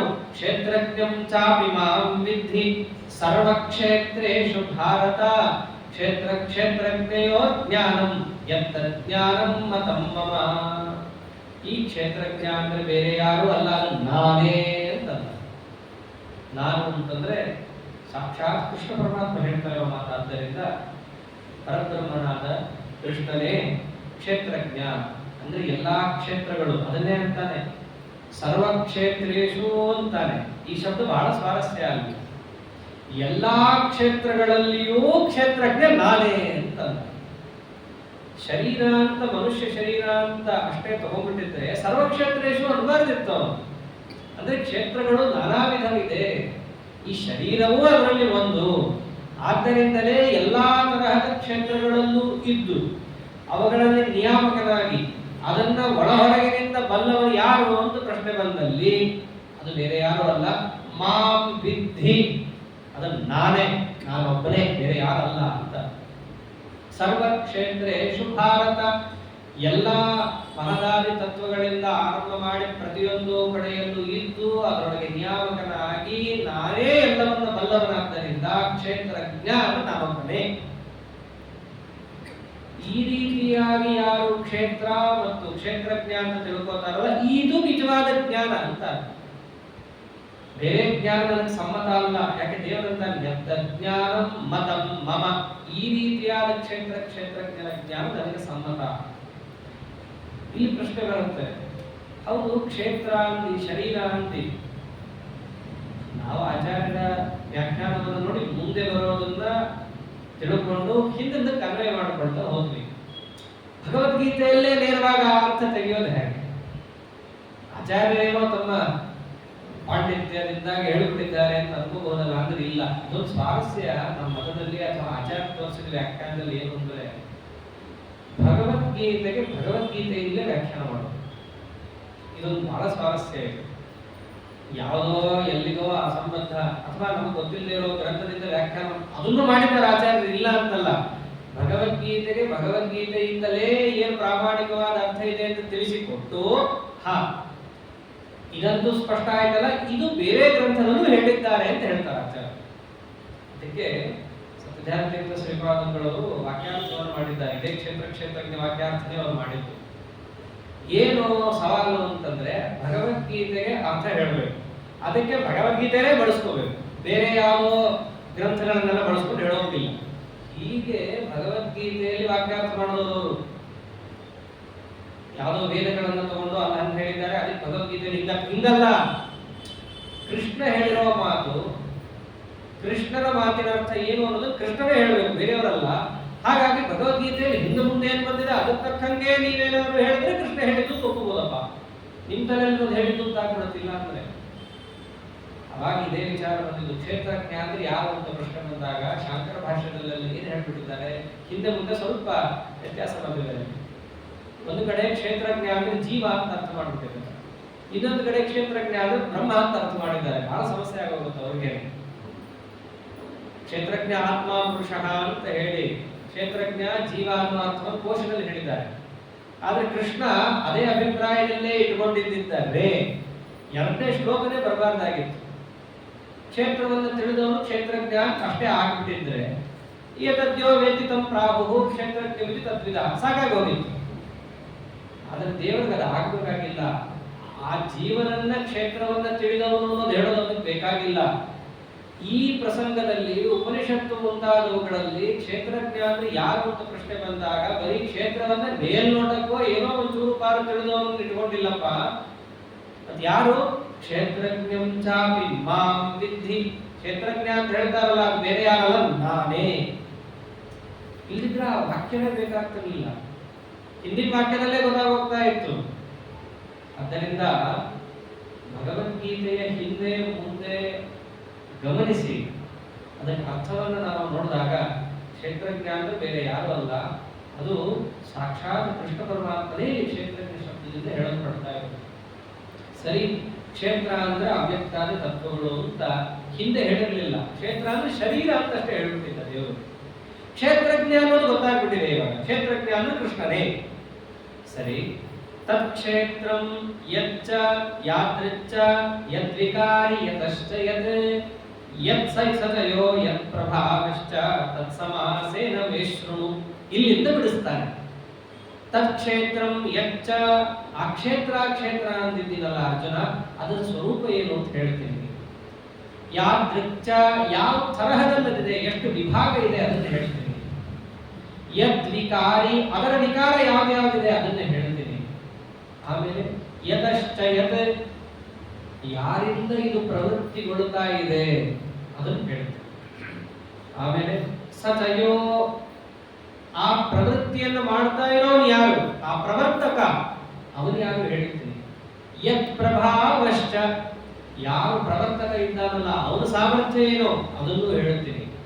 ಇದನ್ನೇನೋ ಹೇಳ್ತಾ ಕೂತ್ರೆ ಬಹಳ ದೊಡ್ಡದಾಗುತ್ತೆ. ಇದು ಸಂಕ್ಷೇಪ ಅಧ್ಯಾಯ ಆದ್ದರಿಂದ ಹಿಂದೆ ಬರ್ತಿರೋದು ಎಲ್ಲ ಸಮಾಸ ಮಾಡ್ತಾ ಇದ್ದೀನಿ, ಸಂಗ್ರಹ ಮಾಡ್ತಾ ಇದ್ದೀನಿ. ಅದಕ್ಕೇನು ಶಬ್ದ ಅರ್ಥ? ತತ್ಸಮಾಸೇನ ಮೇಶ್ರುಣು, ಅದನ್ನು ಸಂಗ್ರಹವಾಗಿ ನಾನು ಹೇಳ್ತೀನಿ. ಅಂದ್ರೆ ಅರ್ಜುನ ಕೇಳಬೇಕಾಗಿಲ್ಲ, ತಾನೇ 6 ಪ್ರಶ್ನೆಯನ್ನು ಹಾಕೊಂಡ ಕ್ರಮೇಣ ಉತ್ತರ ಕೊಡ್ತಾ ಬರ್ತಾ ಇದ್ದೀನಿ. ಮೊದಲನೇದೇನು? ತತ್ ಕ್ಷೇತ್ರಂ ಯಚ್ಚ ಯಾದೃಚ್ಛ ಯದ್ವಿಕಾರಿ. ಆ ಕ್ಷೇತ್ರ ಅಂದ್ರೆ ಏನು? ಬಹಳ ಸ್ವಾರಸ್ಯ ಇದೆ. ಕ್ಷೇತ್ರ ಅಂದ್ರೆ ಬೇರೆನಲ್ಲ, ಕ್ಷೀಯತೆ ಅತ್ರ ಇತಿ ಕ್ಷೇತ್ರ. ಎಲ್ಲಿ ಪರಮಾತ್ಮ ಬಂದು ಸನ್ನಿಧಾನ ಇಡುತ್ತಾನೋ ಅದು ಕ್ಷೇತ್ರ. ಕ್ಷೇತ್ರ ಶಬ್ದಕ್ಕೆ ಇಷ್ಟೇ ಅರ್ಥ. ಎಲ್ಲಿ ಭಗವಂತನ ಸ್ಥಿತಿ ಇದೆಯೋ ಅದು ಕ್ಷೇತ್ರ. ಯಚ್ಚ ಅನ್ನೋದು ಉತ್ತರ ಆಯಿತು. ಆಮೇಲೆ ಯಾದೃಚ್ಛ, ಅದು ಎಷ್ಟು ವಿಭಾಗ ಇದೆ ಅದರಲ್ಲಿ, ಅದನ್ನು ಬಿಡಿಸ್ತಾನೆ ಪರಮಾತ್ಮ. ಅದನ್ನು ಬಿಡಿಸೋಕೆ ಮುಂಚೆ ಯಾರಿಗಾದ್ರೂ ಪ್ರಶ್ನೆ ಬರುತ್ತೆ, ಅಲ್ಲ ನೀನೇನೋ ಹೇಳ್ತಾ ಹೊರಡ್ತಾ ಇದೆಯಾ, ಇದು ಪ್ರಾಮಾಣಿಕನ? ಇದೆಲ್ಲ ಬಹಳ ಸ್ವಾರಸ್ಯ. ಇದನ್ನು ನಾವು ಅಳವಡಿಸ್ಕೋಬೇಕು. ಎಷ್ಟೋ ಬಾರಿ ಹಿರಿಯರು ಅಂತ ಆಗ್ಬಿಡ್ತಾರೆ. ಆದಾಗ ಸಣ್ಣವರು 2-3 ಪ್ರಶ್ನೆ ಮಾಡಿದ ತಕ್ಷಣ, ಏನೋ ಎದುರು ಮಾತಾಡ್ತೀಯಾ, ನನ್ನ ಮೇಲೆ ವಿಶ್ವಾಸ ಇಲ್ವಾ, ಪ್ರಶ್ನೆ ಕೇಳ್ತಾರ, ಅವ್ನು ಏನು ಕೇಳಿರಲ್ರಿ. ಕೆಲವೊಮ್ಮೆ ತಪ್ಪು ಕೇಳಿರ್ತಾರೆ, ಇಲ್ಲ ಅನ್ನಲ್ಲ. ಆದರೆ ಅವರು ಕೇಳಿರ್ತಾರಲ್ಲ, ಅದಕ್ಕೆ ಉತ್ತರ ಗೊತ್ತಿದ್ರೆ ಗೊತ್ತಿದೆ ಇರಬೇಕು, ಇಲ್ಲ ಅಂದ್ರೆ ತಿಳ್ಕೊಂಡು ಹೇಳ್ತೀನಿ ಅಂತಂದ್ರೆ ಇದು ಪ್ರಾಮಾಣಿಕವಾದ ನಡೆ. ಒಂದು ವೇಳೆ ಅವನು ಜಿಜ್ಞಾಸವಾಗಿ ಕೇಳಿದ್ದಾರೆ, ಆದರೆ ಸ್ವಯಂ ಪರಮಾತ್ಮನೇ ಅಂತಾನೆ. ಯಾವತ್ತೇ ಆಗಲಿ ಯಾರೇ ಹೇಳಿದ ತಕ್ಷಣ ಅದನ್ನು ಒಪ್ಪಬೇಕಾಗಿಲ್ವಲ್ಲ. ಕೃಷ್ಣನೇ ಹೇಳ್ತಾ ಇದ್ದಾನೆ, ನಾನು ಹೇಳ್ತಾ ಇದ್ದೀನಿ ಕೇಳು, ಕೇಳದಲ್ಲಿ ವಿಶ್ವಾಸ ಇಡು ಅಂತ ಹೇಳೋದನ್ನು ಪರಮಾತ್ಮ ಒಂದು ಮಾತಂತಾನೆ, ನನ್ನ ಮಾತಿನ ಮೇಲೆ ನಿನಗೆ ವಿಶ್ವಾಸ ಹುಟ್ಟಿ ಅನ್ನೋ ದೃಷ್ಟಿಯಿಂದ ಅರ್ಜುನಗಿದ್ದೇ ಇದೆ. ಅವನನ್ನು ಉದ್ದೇಶ ಮಾಡಿಕೊಂಡು ಜಗತ್ತಿಗೆ ಹೇಳ್ತಿರೋದಲ್ಲ, ಜಗತ್ತಿಗೆ ಪರಮಾತ್ಮ ಅಂತಾನೆ. ನಾನು ಹೇಳಿದ ಅಭಿಪ್ರಾಯದಲ್ಲಿ ನಿಮಗೆ ವಿಶ್ವಾಸ ಹುಟ್ಟಲಿಕ್ಕೋಸ್ಕರವಾಗಿ ಇದರ ಹಿಂದಿನ ಪ್ರಮಾಣ ಹೇಳ್ತೀನಿ ಅಂತ ಅನ್ನೋದು. ಏನದು ಪ್ರಮಾಣ? ಋಷಿಭಿರ್ ಬಹುಧಾ ಗೀತಂ ಛಂದೋಭಿರ್ ಬಹುಭಿರ್ ವಿವಿಧೈಃ ಪೃಥಕ್ ಬ್ರಹ್ಮಸೂತ್ರ ಪದೈಶ್ಚೈವ ಹೇತುಮದ್ಭಿರ್ ವಿನಿಶ್ಚಿತಂ ಅಂತ. ನಾನೇನೋ ಹೇಳ್ತಾ ಇದ್ದೀನಿ ಅಂತ ಹೇಳ್ತಾ ಇಲ್ಲ. ಇದನ್ನು ಯಾರು ಹೇಳಿದ್ದಾರೆ ಗೊತ್ತೇನೋ? ಋಷಿಭಿಃ ಬಹುಧಾ ಗೀತಂ. ದೊಡ್ಡ ದೊಡ್ಡ ಋಷಿಗಳು ಇದನ್ನು ಹೇಳಿದ್ದಾರೆ. ಅಂದ್ರೆ ನಾನು ಹೇಳ್ತಾ ಇರೋದೇನು ಹೊಸದಲ್ಲ, ಪಾರಂಪರಿಕವಾಗಿ ಬಂದ ಅಂಶವನ್ನೇ ನನಗೆ ತಿಳಿಸ್ತಾ ಇದ್ದೇನೆ. ಕೆಲವೊಮ್ಮೆ ಋಷಿಗಳು ಹೇಳಿರ್ತಾರೆ, ಆದ್ರೆ ನಮಗೆ ಅದೆಲ್ಲೂ ಸಿಕ್ಕಲ್ಲ. ಎಷ್ಟೋ ಅಂಶಗಳು ನಮಗೆ ಪರಂಪರೆಯಲ್ಲಿ ಬಂದ್ಬಿಟ್ಟಿರುತ್ತೆ, ಆದ್ರೆ ವೇದಶಾಸ್ತ್ರಗಳಲ್ಲಿ ಸಿಕ್ಕಲ್ಲ. ಸಿಕ್ಕದೇ ಇದ್ದಾಗ ಅದರಲ್ಲಿ ಪ್ರಾಮಾಣ್ಯ ಬುದ್ಧಿ ಕಡಿಮೆ ಆಗುವ ಸಾಧ್ಯತೆ ಇರುತ್ತೆ. ಹಾಗಾಗಬಾರ್ದಲ್ಲ. ಆದ್ದರಿಂದ ನಾನು ಹೇಳುವಂತಹ ಅಂಶಗಳೇನೇನಿದ್ದಾವೆ ಬರೀ ಕಿವಿಯಿಂದ ಕಿವಿಗೆ ಹೇಳ್ಕೊಂಡು ಬಂದಿರೋದಲ್ಲ. ಛಂದೋಭಿಹಿ ವಿವಿಧೈಃ ಪೃಥಕ್, ಎಲ್ಲಾ ವೇದಶಾಸ್ತ್ರಗಳಿಂದಲೂ ನಾ ಹೇಳಿದ ಅಂಶ ಹೇಳಲ್ಪಟ್ಟಿದೆ. ಕೃಷ್ಣ ವೇದಶಾಸ್ತ್ರಗಳು ಹಿಂದೊಂದು ಮುಂದೊಂದು ಹೇಳ್ತಾ ಇರುತ್ತೆ. ಒಂದು ವೇಳೆ ನೀನ್ ಹೇಳಿದ್ದೆ ತಾತ್ಪರ್ಯದಲ್ಲಿದೆ ವೇದಕ್ಕೆ ಅನ್ನೋದು ಹೇಗೆ ಗೊತ್ತಾಗುತ್ತೆ? ವೇದಶಾಸ್ತ್ರಗಳನ್ನ ಅರ್ಥ ಮಾಡೋದು ಬಹಳ ಕಷ್ಟ.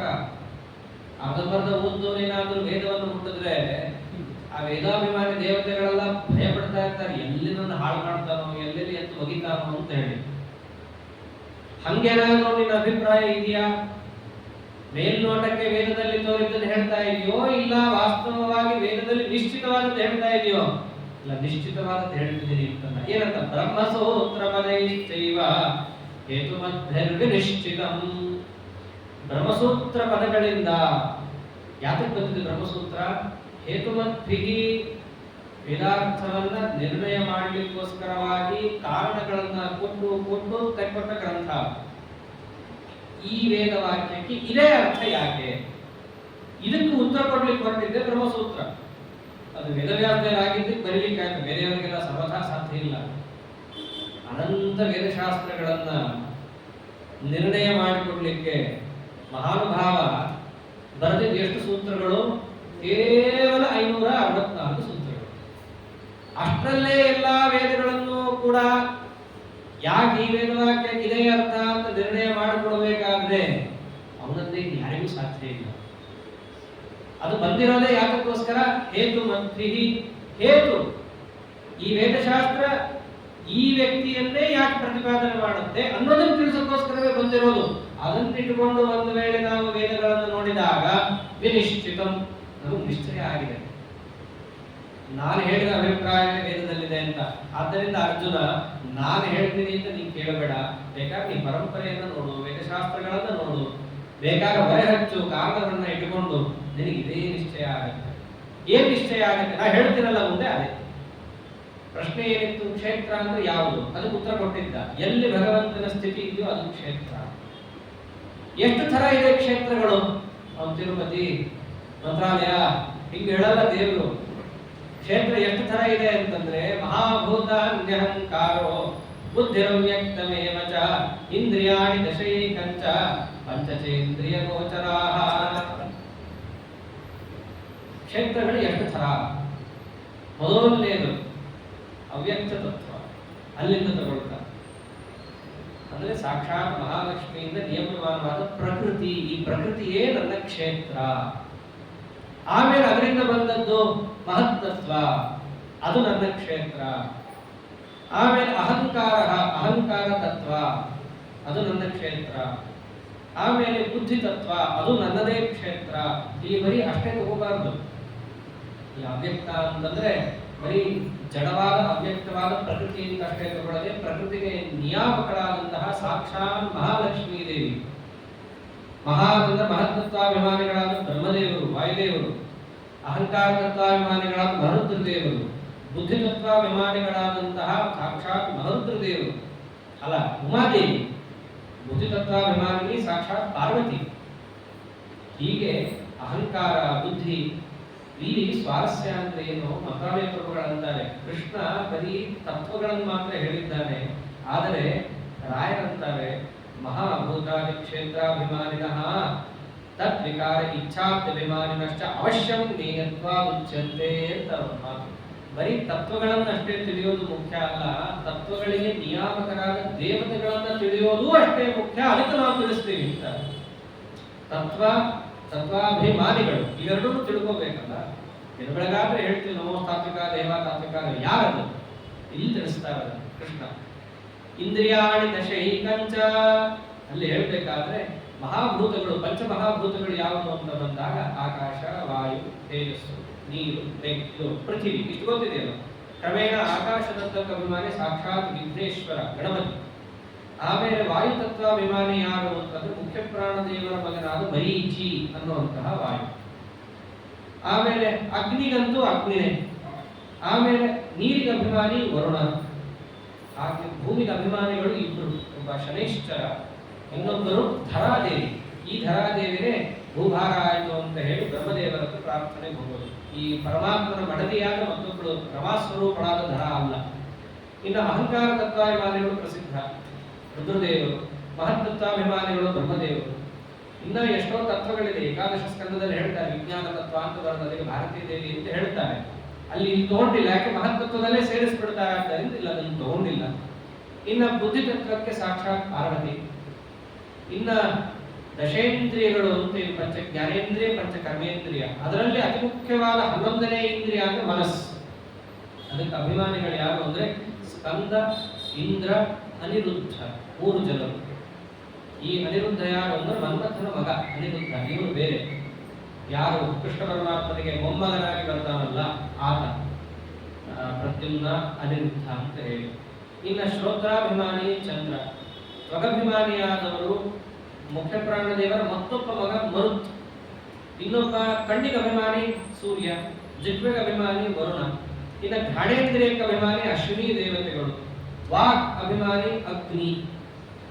ಆಮೇಲೆ ಕೈಗಳಿಗೆ ಅಭಿಮಾನಿಗಳು ಕೂಡ ಮುಖ್ಯ ಪ್ರಾಣ ದೇವರ ಮಕ್ಕಳು ಇಬ್ಬರು ಮರುತ್ತುಗಳಾಗ್ತಾರೆ. ಮರುದ್ಗಣ ಅಂತ ಒಂದಿದೆ 49 ಮಂದಿ, ಅದರಲ್ಲಿ ಇನ್ನಿಬ್ಬರು ಕೈಗಳಿಗೆ ಅಭಿಮಾನಿಗಳು. ಪಾದಕ್ಕೆ ಅಭಿಮಾನಿ ಯಾರು ಅಂತಂದ್ರೆ ಇಲ್ಲಿ ಜಯಂತ ಅಂತ ಬೇರೆ ಕಡೆ ಹರಿಕಥಾಮೃತ ಸಾರದಲ್ಲೆಲ್ಲ ಬಂದಿದೆ. ಇಲ್ಲಿ ವಿಶೇಷವಾಗಿ ರಾಯರು ತಿಳಿಸುವಂತಹದ್ದು ಶಚೀದೇವಿಯ ಇಬ್ಬರು ಮಕ್ಕಳಿದ್ದಾರೆ. ಅವರಲ್ಲಿ ವಿಷ್ಣುವಿನ ವಿಶೇಷವಾದ ಆವೇಶ. ಅವರ ಹೆಸರು ಶಂಭು ಮತ್ತು ಯಜ್ಞ ಅಂತ. ಇವರಿಬ್ಬರು ಪಾದಕ್ಕೆ ಅಭಿಮಾನಿಗಳು. ಇನ್ನು ಪಾಯುವಿಗೆ ಯಮ, ಉಪಸ್ಥೆಗೆ ಸಾಕ್ಷಾತ್ ಶಿವ ಮತ್ತು ಮನು. ಇನ್ನ ಇದಿಷ್ಟು ದಶೇಂದ್ರಿಯಗಳು ಮತ್ತು ಮನಸ್ಸಿಗಾದರೆ, ಇಂದ್ರಿಯಗಳಿಗೆ ಗೋಚರವಾದದ್ದು ರೂಪರಸಗಂಧ ಸ್ಪರ್ಶ ಶಬ್ದಗಳು. ಕ್ರಮೇಣ ಅದಕ್ಕೂ ಹೇಳುತ್ತಾರೆ. ಇವ 5 ಪದಾರ್ಥಗಳೇನಿದೆ, ಮಹರುದ್ರ ದೇವರ 5 ಜನ ಮಕ್ಕಳಿದ್ದಾರೆ, ಶಿವಪುತ್ರರು. ಅವರು ಈ 5 ವಿಷಯ ಪದಾರ್ಥಗಳಿಗೆಲ್ಲ ನಿಯಾಮಕರು ಅಂತಾಗ್ತಾರೆ. ಇನ್ನ ಇದಿಷ್ಟು ತತ್ವಗಳಾದರೆ ಇನ್ನು ಅದರ ವಿಕಾರಗಳು ಯಾವುದು ಅಂತ ಪ್ರಶ್ನೆ. ಅದನ್ನು ದೇವರನ್ನ ಇಚ್ಛಾ ದ್ವೇಷ ಸುಖಂ ದುಃಖಂ ಸಂಘಾತಶ್ಚೇತನಾಧತಿ ಅಂತ. ಇಚ್ಛಾ, ದ್ವೇಷ, ಸುಖ, ದುಃಖ ಪ್ರಧಾನವಾಗಿ 4. ಇಚ್ಛಾ ಅಂತ ಅನ್ನೋದಕ್ಕೆ ಅಭಿಮಾನಿನಿ ಸಾಕ್ಷಾತ್ ಭಾರತಿ ಮತ್ತು ಲಕ್ಷ್ಮೀದೇವಿ ಇದ್ದೇ ಇದ್ದಾರೆ. ಇನ್ನು ದ್ವೇಷಕ್ಕೆ ದುಃಖಕ್ಕೆ ಅಭಿಮಾನಿಗಳು ಯಾರು ಅಂದ್ರೆ ಇಬ್ಬರು ಕಲಿ ಮತ್ತು ದ್ವಾಪರ ಅಂತ ಹೋಗ್ತಾರೆ. ಇನ್ನ ಸುಖಕ್ಕೆ ಅಭಿಮಾನಿಗಳು ಯಾರು ಅಂದ್ರೆ ಸಾಕ್ಷಾತ್ ಮುಖ್ಯ ಪ್ರಾಣ ದೇವರೇ ಜೀವನ ಸುಖಕ್ಕೆ ಅಭಿಮಾನಿ. ಈ ಸುಖ ಅಂದ್ರೆ ಸ್ವರೂಪ ಸುಖ ಅಲ್ಲ, ಇದು ಮನೋವಿಕಾರವಾದ ಸುಖ ಏನಿದೆ ಆ ವಿಚಾರ ಇಲ್ಲ ಆಗ್ತಾ ಇರೋದು. ಇನ್ನ ಧೈರ್ಯ ಮನುಷ್ಯನಲ್ಲಿ ಏನು ಹುಟ್ಟಬೇಕೋ ಅದಕ್ಕೆ ಅಭಿಮಾನಿಗಳು ಸಾಕ್ಷಾತ್ ಸರಸ್ವತಿ ಮತ್ತು ಭಾರತೀ ದೇವಿ ಅಂತ ಕರೆಸಿಕೊಳ್ತಾರೆ. ಇನ್ನು ಚೈತನ್ಯ ಅಂತ ನಾವೇನಂತೀವಿ, ದೇಹದಲ್ಲಿ ಚೈತನ್ಯ ಇರಬೇಕು ಅಂತ, ಚೇತನ ಅಂದ್ರೆ ಮನಸ್ಸಿನ ವ್ಯಾಪೃತಿ ನಮ್ಮ ದೇಹದಲ್ಲಿ ಪೂರ್ಣ ಇರಬೇಕಾದರೆ ಅದಕ್ಕೆ ಅಭಿಮಾನಿನಿ ಸಾಕ್ಷಾತ್ ಮಹಾಲಕ್ಷ್ಮೀ ದೇವಿ. ಶ್ರೀ ಹೇಳ್ಬಿಡ್ತಾರೆ ರಾಯರ ಅದಕ್ಕೆ. ಇನ್ನ ಇವೆಲ್ಲ ಕೂಡಿಕೊಂಡು ಆಗುವಂತಹದ್ದು ದೇಹ, ಇದನ್ನ ಸಂಘಾತ ಅಂತ ಕರೀತಾರೆ.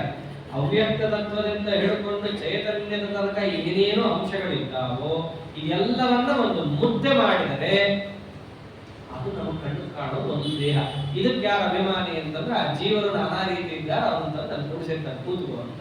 ಅಂದ್ರೆ ಇಷ್ಟೆಲ್ಲಾ ತತ್ವಾಭಿಮಾನಿಗಳ ಒಳಗಿದ್ದು ಏನಾದ್ರೂ ಒಂದು ಆಟ ಆಡಿದ್ರೆ ಇವನು ದೇಹ ಇಟ್ಕೊಂಡು ಆಟ ಆಡ್ಬೋದು, ಇಲ್ಲದಿದ್ರೆ ಇವ್ರಿಗೆ ಏನೂ ಮಾಡಕ್ಕಾಗಲ್ಲ.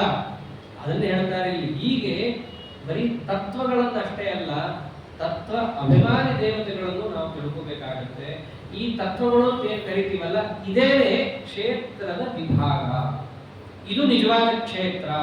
ಇಲ್ಲಿ ನಾವು ಭಗವಂತನನ್ನ ಕಾಣಬೇಕು. ಇದೆಲ್ಲವನ್ನ ಪೂರ್ಣ ಮಟ್ಟದಲ್ಲಿ ತಿಳಿದವನು ಕ್ಷೇತ್ರಜ್ಞ. ಗೊತ್ತಿದೆಯಾ ಜೀವನಿಗೆ ಇವೆಲ್ಲ? ಗೊತ್ತಿಲ್ಲ. ಆದ್ದರಿಂದ ಇವನು ಕ್ಷೇತ್ರಜ್ಞ ಆಗಲಾರ. ಇದನ್ನಂದ ಪರಮಾತ್ಮ. ಹೀಗೆ ಏತತ್ ಕ್ಷೇತ್ರಂ ಸಮಾಸೇನ ಸವಿಕಾರ ಉದಾಹೃತ. ಅಂದ್ರೆ ಕ್ಷೇತ್ರ ಅಂದ್ರೇನು ತಿಳಿಸಿದ್ದಾಯ್ತು, ಕ್ಷೇತ್ರಜ್ಞ ಅಂದ್ರೇನು ತಿಳಿಸಿದ್ದಾಯ್ತು. ಇದ್ರ ಮೇಲೆ ಒಂದು ಸ್ವಾರಸ್ಯ ಏನಿದೆ ಇಲ್ಲಿ, ಮುಂದಿಂದ ಹೇಳಬೇಕಾಗಿತ್ತು ಏನಂತ, ಯತಶ್ಚ ಯತ್, ಯಾರಿಂದ ಇದು ಪ್ರವೃತ್ತಿಗೊಳ್ತಾ ಇದೆಯೋ. ಮುಂದಿನ ಪ್ರಶ್ನೆ ಅದೇ ಅಲ್ಲ, ಈ ಕ್ಷೇತ್ರ ಯಾವುದು, ಎಷ್ಟು ರೀತಿ ಇದೆ, ಇದರ ವಿಕಾರ ಯಾವುದು, ಮತ್ತು ಈ ಎಲ್ಲಾ ಕ್ಷೇತ್ರಗಳು ಯಾರಿಂದ ಪ್ರವೃತ್ತಿಗೊಳ್ತಾ ಇದೆ, ಇದು 4ನೇ ಪ್ರಶ್ನೆ ಇತ್ತು. 5ನೇ ಪ್ರಶ್ನೆ ಇದರ ಪ್ರವರ್ತಕ ಯಾರು ಅಂತಿತ್ತು. 6ನೇ ಪ್ರಶ್ನೆ ಇವರ ಪ್ರಭಾವ ಏನು. ಇಲ್ಲೂ ಕೂಡ ಹಾಕ್ತಾನೆ ಪರಮಾತ್ಮ, ಉತ್ತರ ಕೊಡಲ್ಲ 3 ಪ್ರಶ್ನೆಗೆ. ಈ ಕ್ಷೇತ್ರ ಯಾರಿಂದ ಪ್ರವೃತ್ತಿ ಆಗುತ್ತೆ ಉತ್ತರ ಕೊಡಲ್ಲ, ಪ್ರವರ್ತಕ ಉತ್ತರ ಕೊಡಲ್ಲ, ಅವನು ಪ್ರಭಾವಕ್ಕಂತೂ ಮಾತಾಡಿಸಲ್ಲ ದೇವರು. ಯಾಕೆ? ಇಲ್ಲಿ ಯಾರಿಂದ ಪ್ರವೃತ್ತಿ ಅಂತ ಪ್ರಶ್ನೆ ಇದೆ. ಅಂದ್ರೆ ಪ್ರವರ್ತಕ ಯಾರು ಅಂತ ಹೇಳಿಬಿಟ್ರೆ ಆ ಪ್ರಶ್ನೆಗೆ ಉತ್ತರ ಕೊಟ್ಟಂಗೆ ಆಗೋಯ್ತು. ಅಂದ್ರೆ ಪ್ರವರ್ತಕನ ಬಗ್ಗೆ ತಿಳಿಸ್ಬಿಟ್ರೆ ಯಾರಿಂದ ಪ್ರವೃತ್ತಿ ಅನ್ನೋದಕ್ಕೆ ಉತ್ತರ ತಾನೇ ಬಂದು ಹೋಗುತ್ತಾಗ್ತದೆ. ಪ್ರವರ್ತಕ ಯಾರು ಅನ್ನೋದು ಮುಂದೆ ಹೇಳಬೇಕಾಗುತ್ತೆ. ಈಗ ನಾವು ಪ್ರವರ್ತಕ ಯಾರು ಅಂತ ತಿಳಿಸ್ಬೇಕು ಅಂದ್ರೆ ಸುಮ್ಮನೆ ಬಾಯಲ್ಲಿ ಹೇಳಿಬಿಟ್ರೆ ಪ್ರಯೋಜನ ಇಲ್ವಲ್ಲ. ಅದು ಹೇಳೇ ಇದ್ದೀನಿ ಹಿಂದೆ ನಾನು ಬೇಕಾಡ್ಸಂತೆ. ಇಲ್ಲಿ ಪರಮಾತ್ಮ ಅಂತಾನೆ, ನಾನು ಬರೀ ಪ್ರವರ್ತಕ ಯಾರು ಅಂತ ಬಾಯಲ್ಲಿ ಹೇಳಿದ್ದೀನಿ, ಕಿವಿಲಿ ಅದನ್ನು ತುರ್ಕೋದಷ್ಟೇ ಉದ್ದೇಶ ಆಗಿಲ್ಲ. ಅದು ನಿನ್ನ ಅನುಭವಕ್ಕೆ ಬರುವಂತೆ ಮಾಡೋದು ನನ್ನ ಉದ್ದೇಶ ಆಗಿದೆ. ಅಂದ್ರೆ ಆ ಜ್ಞಾನ ನಿನ್ನಲ್ಲಿ ಹುಟ್ಟಬೇಕಾದರೆ, ಪ್ರವರ್ತಕ ಯಾರು ಅಂತ ನಿನಗೆ ಅದು ಗೊತ್ತಾಗಬೇಕಾದರೆ, ಆ ಜ್ಞಾನ ಹುಟ್ಟಲಿಕ್ಕೆ ಬೇಕಾದ ಅಂಶಗಳು ನಿನಗೆ ಬೇಕು ತಾನೆ. ಆ ಅಂಶವನ್ನು ನಿನಗೆ ನಾವು ಒಂದು ತಿಳಿಸಿದಾಗ ಮುಂದೆ ನಾ ಹೇಳೋದು ನಿನ್ನ ತಲೆಯಲ್ಲಿ ಕೂಡುತ್ತೆ. ಇಲ್ಲದಿದ್ರೆ ಅದು ಕೂಡಲ್ಲ. ಅದಕ್ಕೆ ತಾನೇನು ಮಾಡುತ್ತಾನೆ, ಆ ಪ್ರವರ್ತಕನ ಜ್ಞಾನ ಹುಟ್ಟಲಿಕ್ಕೆ ಬೇಕಾದ ಅಂಶಗಳೇನಿದೆಯೋ ಅದನ್ನು ಮುಂದೆ ಹೇಳ್ತಾ ಬರ್ತಾರೆ. ಅದಕ್ಕೆ ಈ 13ನೇ ಅಧ್ಯಾಯ ಬಹಳ ಸ್ವಾರಸ್ಯ ಅಂತ ಅನ್ನೋದು. ನೇರ ಪ್ರಶ್ನೆಗೆ ಉತ್ತರ ಕೊಟ್ಟೇ ಇಲ್ಲ ದೇವರು. ಪ್ರಶ್ನೆಗಳ ಅನುಕ್ರಮಣಿಕೆನೇ ಒಂದಿದೆ, ಉತ್ತರ ಕೊಡ್ತಾ ಇರೋದೇ ಒಂದಿದೆ ದೇವರು. ಸರಿ, ಆ ಪ್ರವರ್ತಕನ ಜ್ಞಾನ ನಮ್ಮ ಅನುಭವಕ್ಕೆ ಬರಬೇಕಾದ್ರೆ ನಮ್ಮಲ್ಲಿ ಆ ಜ್ಞಾನ ಸಾಧನವಾದದ್ದು ಯಾವ್ಯಾವ್ದು ಇರಬೇಕು ಅಂತ ಪ್ರಶ್ನೆ ಬಂದಾಗ ಉತ್ತರ ಕೊಡ್ತಾರೆ. 5 ಶ್ಲೋಕ ಹೇಳ್ತಾರೆ ಇದಕ್ಕೋಸ್ಕರನೇ. ಯಾವುದು? ಅಮಾನಿತ್ವಂ ಅದಂಭಿತ್ವಂ ಅಹಿಂಸಾ ಕ್ಷಾಂತಿರಾರ್ಚನಂ ಆಚಾರ್ಯೋಪಾಸನಂ ಶೌಚಂ ಸ್ಥೈರ್ಯಮಾತ್ಮವಿನಿಗ್ರಹ. ಇಲ್ಲಿಂದ ಹೇಳ್ತಾರೆ, ಬಹಳ ಕಷ್ಟ ಕೇಳುತ್ತೀವಲ್ಲ. ಮೊದಲನೇದು ಅಮಾನಿತ್ವಂ. ಅಮಾನಿ ಹೊಗಳ್ಕೋಬಾರದು. ಮಾನ ಮರ್ಯಾದೆ ಅಂತ ಗೌರವ. ಮೊದಲನೇ ಪಾಠ. ದೇವರು ನಮಗೆ ಗೊತ್ತಾಗಬೇಕಾದ್ರೆ ನಾವು ಹೇಗಿರ್ಬೇಕು ಅಂತಂದ್ರೆ ಹೊಗಳ್ಕೋಬಾರದು. ಇದು ಮೊದಲನೇ. ಇದನ್ನ ಆತ್ಮ ಪ್ರಶಂಸಾ ವರ್ಜನ ಅಂತ ಭಾಗವತದಲ್ಲೂ ಕೂಡ ಹೇಳ್ತಾರೆ. ಕೃಷ್ಣ ಅದನ್ನೇ ಅಂದ, ಅಮಾನಿತ್ವಂ, ಹೊಗಳ್ಕೋಬಾರದು. ಆಮೇಲೆ ಅದಂಭಿತ್ವಂ, ದಂಭ ಇರಬಾರದು. ದಂಭ ಅಂದ್ರೇನು? ತಾನು ಸಣ್ಣವನು ಅಂತ ಗೊತ್ತಿದ್ರು ದೊಡ್ಡವನು ಅಂತ ತನ್ನನ್ನು ತಾನು ತೋರಿಸ್ಕೊಳ್ಳೋದಿದೆಯಲ್ಲ, ಇದು ದಂಭ. ಸಣ್ಣವನು ಅಂತ ಗೊತ್ತಿರುತ್ತೆ, ನನಗೆ ಆ ಶಕ್ತಿ ಇಲ್ಲ ಅಂತ ಗೊತ್ತಿರುತ್ತೆ, ಆದರೂ ಕೂಡ ಎಲ್ಲರಿಗೆ ತೋರಿಸ್ಕೊಳ್ಳೋದು. ಈ ತೋರಿಕೆ ಇಲ್ಲ ಅಂತ ಗೊತ್ತಿದ್ರು ತೋರಿಕೆ ಏನಿರುತ್ತಲ್ಲ ಅದನ್ನು ದಂಭ ಅಂತ ಹೇಳ್ತಾರೆ. ಅದಿರಬಾರದು ಅಂತ. ಆಮೇಲೆ ಅಹಿಂಸಾ ಪ್ರಸಿದ್ಧ. ಮನೋವಾಕ ಕಾಯಗಳಿಂದ ಪರರಿಗೆ ಯಾವ ರೀತಿಯಾದ ಹಿಂಸೆಯನ್ನು ಮಾಡದೇ ಇರೋದು, ಕೂರಿರಬೇಕು. ಇವೆಲ್ಲ ಕೇಳ್ತಾ ಹೋಗ್ಬಿಟ್ರೆ ಏನಿದು ಬಗೆಹರಿಯೋದ ಅನಿಸ್ಬಿಡುತ್ತೆ. ಇನ್ನ 5 ಶ್ಲೋಕ ಇದೆ. ಆಮೇಲೆ ಕ್ಷಾಂತಿ ಅಂದ್ರೆ ಸಹಿಷ್ಣುತ. ಏನೋ ಒಂಚೂರು ಪ್ರಕೃತಿಯಲ್ಲಿ ವಿಕಾರ ಆಯಿತು ಅಂದ ತಕ್ಷಣ ನಾವು ಆಗಲ್ಲ ಕೂತು ಬಿಡೋದು, ಅಥವಾ ಯಾರೋ ಏನೋ ಅಂದುಬಿಟ್ರು ಅಂದ ತಕ್ಷಣ ಮನಸ್ಸಿನಲ್ಲಿ ಅದನ್ನೇ ಹಚ್ಚಿಕೊಂಡು ಮನಸ್ಸು ಕೆಟ್ಟು ಹೋಗಿದೆ, ಇವತ್ತು ದೇವ್ರ ಕೆಲಸ ಇಲ್ಲ, ಅಥವಾ ಏನೋ ನಮಗೇನು ಕೆಲಸ ಮಾಡಬೇಕಾಗಿರುತ್ತೋ ಅಲ್ಲಿ ನಾವು ಅದಕ್ಕೆ ತಡೆ ಹಾಕ್ಬಿಡ್ತೀವಿ. ಹಂಗಿದ್ರೆ ಬಗೆಹರಿಯಲ್ಲ. ಸಹಿಷ್ಣುತ ಇರಬೇಕು. ಹೊರಗಿಂದ ಏನಾದ್ರು ಬರಲಿ, ನಾನು ಇದನ್ನು ಮಾಡೇ ತೀರ್ತೀನಿ ಅನ್ನೋ ಒಂದು ಮನಸ್ಸಿನ ಭಾವನೆ ಬಹಳ ಮುಖ್ಯ. ಆಮೇಲೆ ಆರ್ಜವಂ, ಮನಸ್ಸಿನಲ್ಲಿ, ಮಾತಲ್ಲಿ, ಕೈಯಲ್ಲಿ, ಮೂರರಲ್ಲೂ ಕೂಡ ನೇರ ಇರಬೇಕು. ಮನಸ್ಸಿನಲ್ಲೇ ಒಂದು, ಬಾಯಲ್ಲಿ ಇನ್ನೊಂದು, ಮಾಡೋದು ಇನ್ನೊಂದು ಹಾಕ್ಬಿಟ್ರೆ ಅದು ಲೋಕದಲ್ಲೇ ಬಗೆಹರಿಲ್ಲ. ಇನ್ನ ಭಗವಂತನ ವಿಷಯದಲ್ಲಂತೂ ಸುಧಾರ ಸಾಧ್ಯ ಇಲ್ಲ. ಅದು ಇವೆಲ್ಲ ನಮಗೆ ಸುಲಭವಾಗಿ ಸಿಗ್ಬೇಕಂದ್ರೆ ನಾನು ಏನ್ ಮಾಡಬೇಕು? ಇಷ್ಟು ಅಮಾನಿತ್ವಂ, ಅದಮ್ಯತ್ವಂ, ಅಹಿಂಸಾ, ಶಾಂತಿ, ಆರ್ಜವಂ, ಇಷ್ಟು ಬೇಕಂದ್ರೆ ಎಲ್ಲಿಗೆ ಹೋಗ್ಬೇಕು? ಒಂದ್ ಕಡೆ ಹೋದ್ರೆ ಬಂದ್ಬಿಡುತ್ತೆ. ಎಲ್ಲಿ? ಫ್ರೀ. ಒಂದು ತಗೊಂಡ್ರೆ ಇದೆಲ್ಲ ಫ್ರೀ. ಎಲ್ಲಿ? ಆಚಾರ್ಯೋಪಾಸನಂ ಶೌಚಂ ಅಂತ. ಅಲ್ಲಿ ಹೋಗಿ ನೀವು ಇರ್ರಿ ಸಾಕು.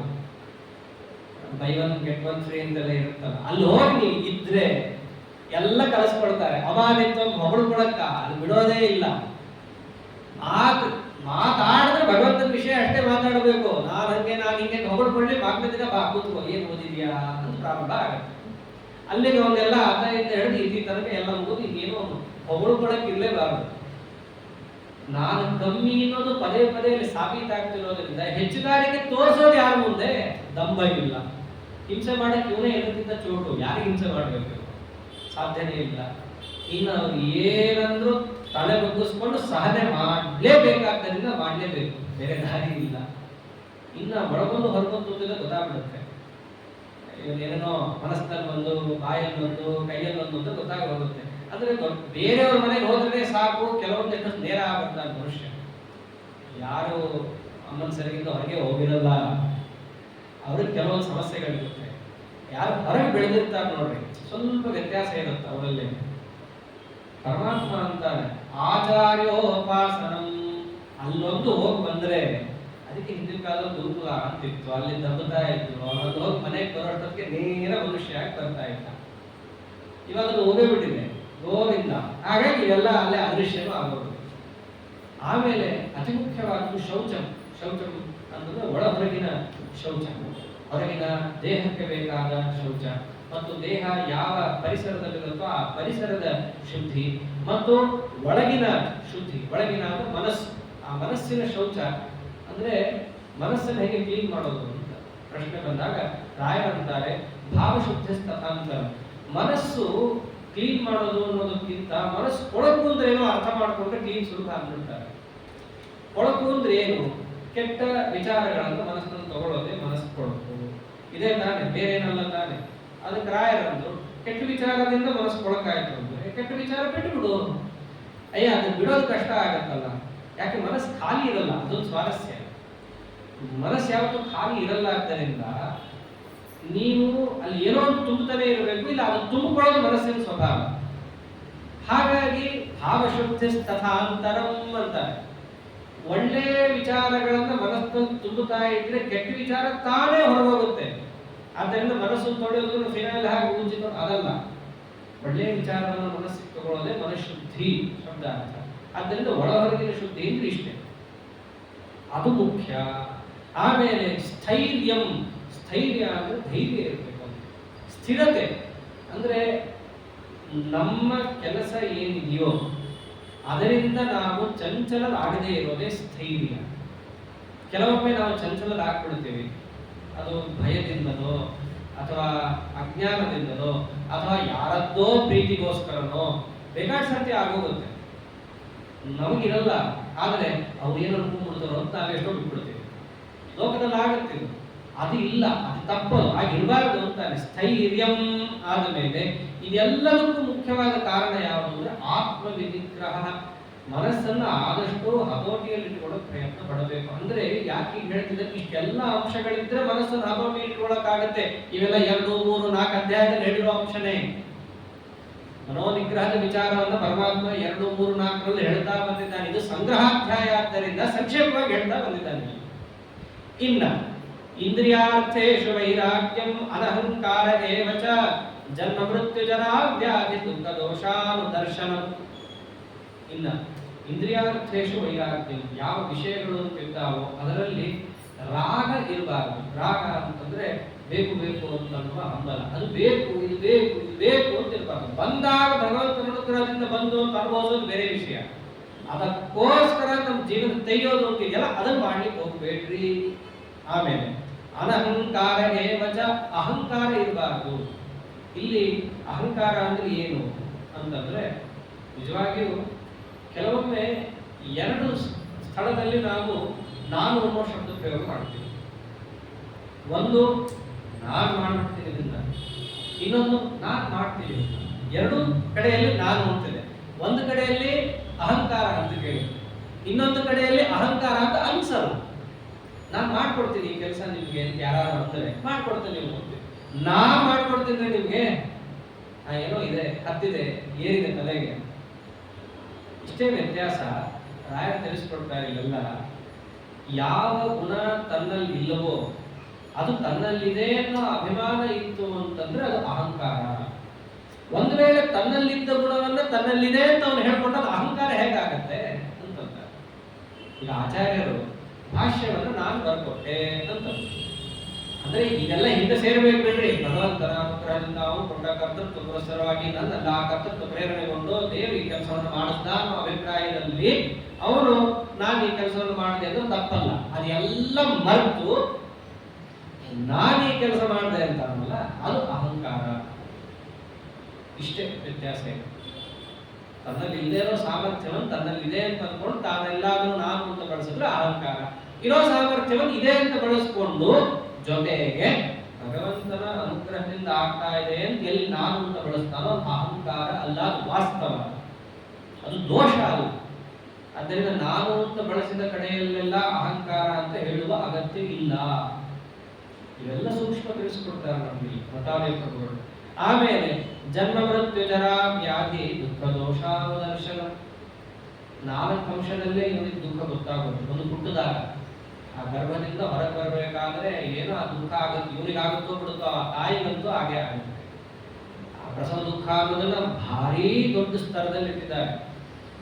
ಆ ಜೀವ ಅಂತೂ ಹೊರಗೆ ಬರೋ ತನಕ ಗರ್ಭದಲ್ಲಿ ತಾನು ಅಂತ ಅಳ್ತಾ ಇರ್ತಾನೆ. ಗರ್ಭಸ್ಥಿತಿ ಇದ್ಲೇ ಇದೆ, ಕಾಲ್ ಮುಗಿತಾ ಇರ್ತಾರೆ. ಇನ್ನಿತಪ್ಪರ ಈ ಒಂದು ಸಂಸಾರಕ್ಕೆ ನಾ ಬರಲ್ಲ, ಏನು ಕರ್ಮ ಮಾಡಿದ್ನೋ ನನ್ನ ತಂದಿಲ್ಲ ಹಾಕಿದೀಯಾ, ಒಂದ್ಸರ್ತಿ ನನ್ನ ಹೊರಗೆ ತಗೊಂಬ, ನಾ ನಿನ್ನ ಮರೆಯಲ್ಲ, ಏನೇನೋ ಹೇಳ್ತಾನ ಜೀವ ಒಳಗೆ. ತಂದ ಕೂಡಲೇ ಮೊದಲೇ ಗಾಡಿಯನ್ನು ಯಾವಾಗ ಇವನು ಎಳ್ಕೊತಿದ್ದಾನೆ, ನಾನೇನ್ ನನ್ನ ಸಮಾನ ಅಂತ ಶುರು ಮಾಡ್ತಾನೆ. ಒಳಗಿದ್ದ ದುಃಖ ಇದೆ, ಹೊರಗೆ ಬಂದಾಗ ದುಃಖ ಎಲ್ಲಿ ನೋಡ್ತಾನೆ? ಜನ್ಮ, ಹುಟ್ಟಿನಲ್ಲಿ ದುಃಖವನ್ನು ನೋಡ್ತಾನೆ. ಎಷ್ಟು ಕಷ್ಟ ಇದೆ ದುಃಖ. ಆಮೇಲೆ ಮೃತ್ಯು, ಸತ್ತಾಗ ದುಃಖ ಅನುಭವಿಸ್ತಾನೆ. ಯಾರಾದ್ರೂ ಮೃತರಾಗಿದ್ರೆ ಅವ್ರ ಮನೆಯಲ್ಲಿ ದುಃಖವನ್ನು ನೋಡ್ತಾನೆ. ಜರ, ಮುಪ್ಪು, ಆಮೇಲೆ ವ್ಯಾಧಿ. ಇದಲ್ಲದೆ ಇಲ್ಲ ಇದೆ ಯಾವುದು? ಬಾಲ್ಯ, ಕೌಮಾರ, ಯೌವನ. 3ರಲ್ಲಿ ಹೇಳೋದೇ ಬೇಡ, ಅದು ಅನುಭವಿಸಿದ್ದ. ಯೌವನದಲ್ಲಂತೂ ಅಖಂಡ ದುಃಖ, ಪ್ರಹ್ಲಾದರಾಜರಂತೂ ಬಿಡಿಸಿ ಕೊಟ್ಟಿದ್ದಾರೆ. ಇನ್ನ ಕೌಮಾರದಲ್ಲಿ ಓದು ಅಂತ, ಈಗಂತೂ ಸರಿನೇ ಸರಿ. ಬಾಲ್ಯದಲ್ಲಿ ಮುಂದೆ ದೊಡ್ಡವರಾಗ ಆಮೇಲೆ ನೋಡ್ಕೊಳ್ಳೋಣ. ಒಟ್ಟಿನಲ್ಲಿ ಆ 3 ದೇವರು ಬಿಟ್ಟ, ಯಾಕೆ ಅವರು ನಿಮ್ಮ ಅನುಭವಕ್ಕೆ ಬರುತ್ತಂತ ಬಿಟ್ಟ. ಇನ್ನು ಈ 3 ಅನುಭವ ಸಿದ್ಧ ಆಗಿದೆ ಅಂತ ಹೇಳ್ತಾರೆ. ಈ ಇಷ್ಟು ಅಂಶ, ಇಷ್ಟೇ ತಾನೇ ನೀವು ಜನ್ಮ ಅಂತ ಪಡೆದ ಮೇಲೆ ಎಷ್ಟು ಅಂಶಗಳೇ ನೀವು ಕಾಣೋದು. ಅಂದ್ರೆ ಯಾವ ಅವಸ್ಥೆ ಹೋದ್ರೂ ನಿಮಗೆ ದುಃಖ ತಪ್ಪಿಲ್ಲ ಅನ್ನೋದನ್ನ ಮನಸ್ಸಿನಲ್ಲಿ ಇಟ್ಕೋಬೇಕು. ಅಂದ್ರೆ ಏನ್ ತೋರಿಸ್ತಾ ಇದ್ದಾನೆ? ಈ ನಶ್ವರವಾದಂತಹ ಜಗತ್ತಿನಲ್ಲಿ ನಶ್ವರವಾದ ದೇಹವನ್ನು ಪಡೆದು ನಶ್ವರವಾದ ಅವಸ್ಥೆಯಲ್ಲಿ, ಅದು ಬಾಲ್ಯ, ಕೌಮಾರ, ಯೌವನ, ವಾರ್ಧಕ್ಯ ಯಾವುದೇ ಆಗಿರಲಿ, ಇಲ್ಲಿ ನಿಮಗೆ ಶಾಶ್ವತವಾದ ಸುಖ ಸಿಗಲ್ಲ ಅನ್ನೋ ಭಾವನೆಯನ್ನು ಮನಸ್ಸಿನಲ್ಲಿ ಇಟ್ಕೊಂಡಿರ್ಬೇಕು. ಮತ್ತು ಪ್ರಯತ್ನ ಈ ಸಂಸಾರದಲ್ಲಿ ಸುಖಕ್ಕೋಸ್ಕರ ಅಂತ ಆಗದೆ ಶಾಶ್ವತವಾದ ಒಂದು ಸುಖ ಇದೆ ಅದಕ್ಕೋಸ್ಕರ ಅಂತ ಪ್ರವೃತ್ತಿಯನ್ನು ಮಾಡಬೇಕು. ಹೀಗಿದ್ದರೆ ಮಾತ್ರ ಆ ಪ್ರವರ್ತಕ ಯಾರು, ಆ ಪರಮಾತ್ಮ ಯಾರು ಅನ್ನೋದನ್ನು ಬರೀ ಉಪನ್ಯಾಸದಲ್ಲಿ ಕೇಳೋದಲ್ಲ, ನಿಮ್ಮ ಅನುಭವ ಕಂಡು ಬರುತ್ತೆ. ಅಷ್ಟೇ ಅಲ್ಲ, ಇನ್ನೊಂದು ಸ್ವಾರಸ್ಯ ಅಂತಾನೆ, ಆಸಕ್ತಿ ಅನಭಿಶ್ವಂಗಃ ಪುತ್ರದಾರ ಗೃಹಾದಿಷು ನಿತ್ಯಂಚ ಸಮಚಿತ್ತತ್ವಂ ಇಷ್ಟಾನಿಷ್ಟೋಪಪತ್ತಿಷು. ಮೇಲ್ನೋಟಕ್ಕೆ ರಿಪೀಟ್ ಅನ್ಸುತ್ತೆ. ಆಸಕ್ತಿ ಅಂದ್ರೆ ಆಸಕ್ತಿ ಇರಬಾರದು, ಅನಭಿಶ್ವಂಗಃ ಅಂದ್ರೂ ಆಸಕ್ತಿ ಇರಬಾರದು ಅಂತ ಅರ್ಥ. ಎಲ್ಲಿ? ಪುತ್ರ ದಾರ ಗೃಹಾದಿಷು, ಮೂರೇ ಮೂರು: ಹೆಂಡತಿ, ಮಗ, ಮನೆ, ಪ್ರಧಾನ ಮೂರು. ಇವು ಮೂರಲ್ಲಿ ಆಸಕ್ತಿ ಇರಬಾರ್ದು, ಮತ್ತೆ ಆಸಕ್ತಿ ಇರಬಾರ್ದು. ಅದೇನದು ಎರಡು ಸರ್ತಿ ಯಾಕೆ ಕೇಳಲ್ಲ? ವ್ಯತ್ಯಾಸ ಇದೆ ಅಂತಾರೆ. ಮೊದಲನೇದು ಬರೀ ಆಸಕ್ತಿ ಇಲ್ಲ ಅಂತ ಅಷ್ಟೇ, ಹೆಚ್ಚು ಅದನ್ನೇ ಮನಸ್ಸಿಗೆ ಹಚ್ಚೋಬೇಡ ಅಂತ. ಇನ್ನೊಂದು ಅರ್ಥ ಎರಡನೇ ಸರ್ತಿ ಹೇಳೋದಲ್ಲ, ಅದರ ಅರ್ಥ ಏನು ಅಂತ ಈ ಸ್ವಾರಸ್ಯ. ಅವರಿಗಾಗಿದ ಸುಖ ದುಃಖವನ್ನು ತನಗಾಗಿದೆ ಅಂತ ಅನ್ಕೊಳ್ಳೋದು. ಮಗನಿಗೆ ಏನಾದರೂ ಕೂಡ ಫಸ್ಟ್ ರ್ಯಾಂಕ್ ಬಂದು ತಾನೇ ಫಸ್ಟ್ ರ್ಯಾಂಕ್ ಬಂದಂಗೆ. ಕೆಲವರು ಅಂತಿರ್ತಾರೆ, ನನಗೇನು ಮಾಡೋಕ್ಕಾಗಿಲ್ಲ, ನನ್ನ ಮಗ ಮಾಡಲಿ, ಅದನ್ನ ನೋಡಿ ನಾನು ಖುಷಿ ಪಡ್ತೀನಿ. ಇದು ಅನಭಿಶ್ವಂಗ, ಇದು ಅಭಿಶ್ವಂಗ. ಅವರಿಗಾದ ಸುಖ ದುಃಖವನ್ನ ತನಗೆ ಅಂತ ತಾನು ಭಾವಿಸ್ಕೊಳ್ಳೋದು. ತನಗಾಗೋದು ಬೇರೆ, ಅವ್ರಿಗಾಗಿದ್ದು ಬೇರೆ, ತನಗೆ ಅಂತ ಭಾವಿಸ್ಕೊಳ್ಳೋದಿದೆಯಲ್ಲ, ಏಕೈಕ ಪದಾರ್ಥಾಯ. ಅದಕ್ಕೆ ದೇವರು ಬಿಡಿಸಿ ಬಿಡಿಸಿ ಹೇಳ್ದ, ಆಸಕ್ತಿ ಮೊದಲು ನೀನು ಹಚ್ಕೋಬೇಡ, ಅನಭಿಶ್ವಂಗ ಅವ್ರಿಗಾಗಿದ್ದು ನೀನು ಹಚ್ಕೋಬೇಡ. ಎರಡೂ ಅನರ್ಥನೆ, ಎರಡನ್ನೂ ಬಿಡು. ಅದನ್ನು ಇವ್ರು ಹಚ್ಕೊಳ್ಳೋದು ಮೂರೇ ಮೂರು ಅಂಶದಲ್ಲಿ: ಪುತ್ರ ದಾರ ಗೃಹಾದಿಷು. ಪಕ್ಕದ ತಲೆ ಕೆಡಿಸ್ಕೊಳ್ಳೋಲ್ಲ. ಅವಾಗ ವೇದಾಂತ ಮಾತಾಡ್ತಾರೆ, ಏನೋ ದೇವ್ರ ಇಚ್ಛಾ ಇತ್ತು ಆಯ್ತು ಅಂತಾರೆ. ಅದೇ ತಮಗಾದಾಗ ಮಾತ್ರ ಯಾವ ನೆನಪು ಬರಲ್ಲ. ನನಗೆ ದೇವ್ರ ಅನ್ಯಾಯ ಮಾಡದ ಮೊದಲನೇ ಸ್ಟೇಟ್ಮೆಂಟ್ ಒಂದು. ಪಕ್ಕದವ್ರಿಗಾದಾಗ ಏನು ಕರ್ಮ ಇತ್ತು, ಇವ್ರಿಗಾದಾಗ ಅದು ಯಾವುದೂ ಇಲ್ಲ. ದೇವರು ಅದನ್ನು ಉಲ್ಟಾ ಮಾಡ್ತಾರೆ. ಆಸಕ್ತಿ ರಣಭೀಷ್ಣಂಗ ಪುತ್ರದಾರ ಗೃಹಾದಿಷು. ಅಷ್ಟೇ ಅಲ್ಲ, ಇಷ್ಟಾನಿಷ್ಟೋಪತ್ತಿಷು, ನನಗೆ ಇಷ್ಟವಾದದ್ದು ಬರಲಿ ಅನಿಷ್ಟವಾದದ್ದು ಬರಲಿ, ಏನೇ ಬಂದರೂ ಕೂಡ ನಿತ್ಯಂಚ ಸಮಚಿತ್ತತ್ವಂ, ಇವೆರಡೂ ಕೂಡ ನನಗೆ ಸಮಾನ ಅಂತ ಅನ್ನೋ ಸಮಚಿತ್ತತ್ವ ಇರಬೇಕು. ಇವೆಲ್ಲ ಸಾಧನೆ ಮಾಡಿಕೊಂಡು ಹೋದಾಗ ಮುಟ್ಟುವಂತಹ ಹಂತಗಳು ಒಮ್ಮೆಲೆ ಬಾ ಅಂದ್ರೆ ಬರೋದಲ್ಲ. ಇದನ್ನೇ ಕೃಷ್ಣ 7ನೇ ಅಧ್ಯಾಯದಲ್ಲಿ ಹೇಳಿದ್ದಾನೆ, ಒಂದೇ ಸರ್ತಿ ಬಾ ಅಂತ ಬರಲ್ಲ ಹೇಳಿದಲ್ಲ. ಅಭ್ಯಾಸ ಏನಂತೆಯ ವೈರಾಗ್ಯೇನ ದೃಶ್ಯತೆ ಎಂದಿದ್ದಾನೆ. ಇದೆಲ್ಲ ಇದೇ ಪ್ರಶ್ನೆ ಮಾಡಿದ್ದಾನೆ, ಇದೇನ್ ಮಾಡೋದು, ಇದು ಕಷ್ಟ ಆದ್ರೆ ಏನ್ ಮಾಡಲಿ, ಇದನ್ನ ಮಾಡು, ಇದು ಕಷ್ಟ ಇದನ್ನ ಮಾಡಿ, ಇದು ಕಷ್ಟ ಮನುಷ್ಯ ಯಾಕೆ ಹುಟ್ಟಿದ್ಯಾ ಅಂತ ಕೇಳಿದ ಕಡೆ.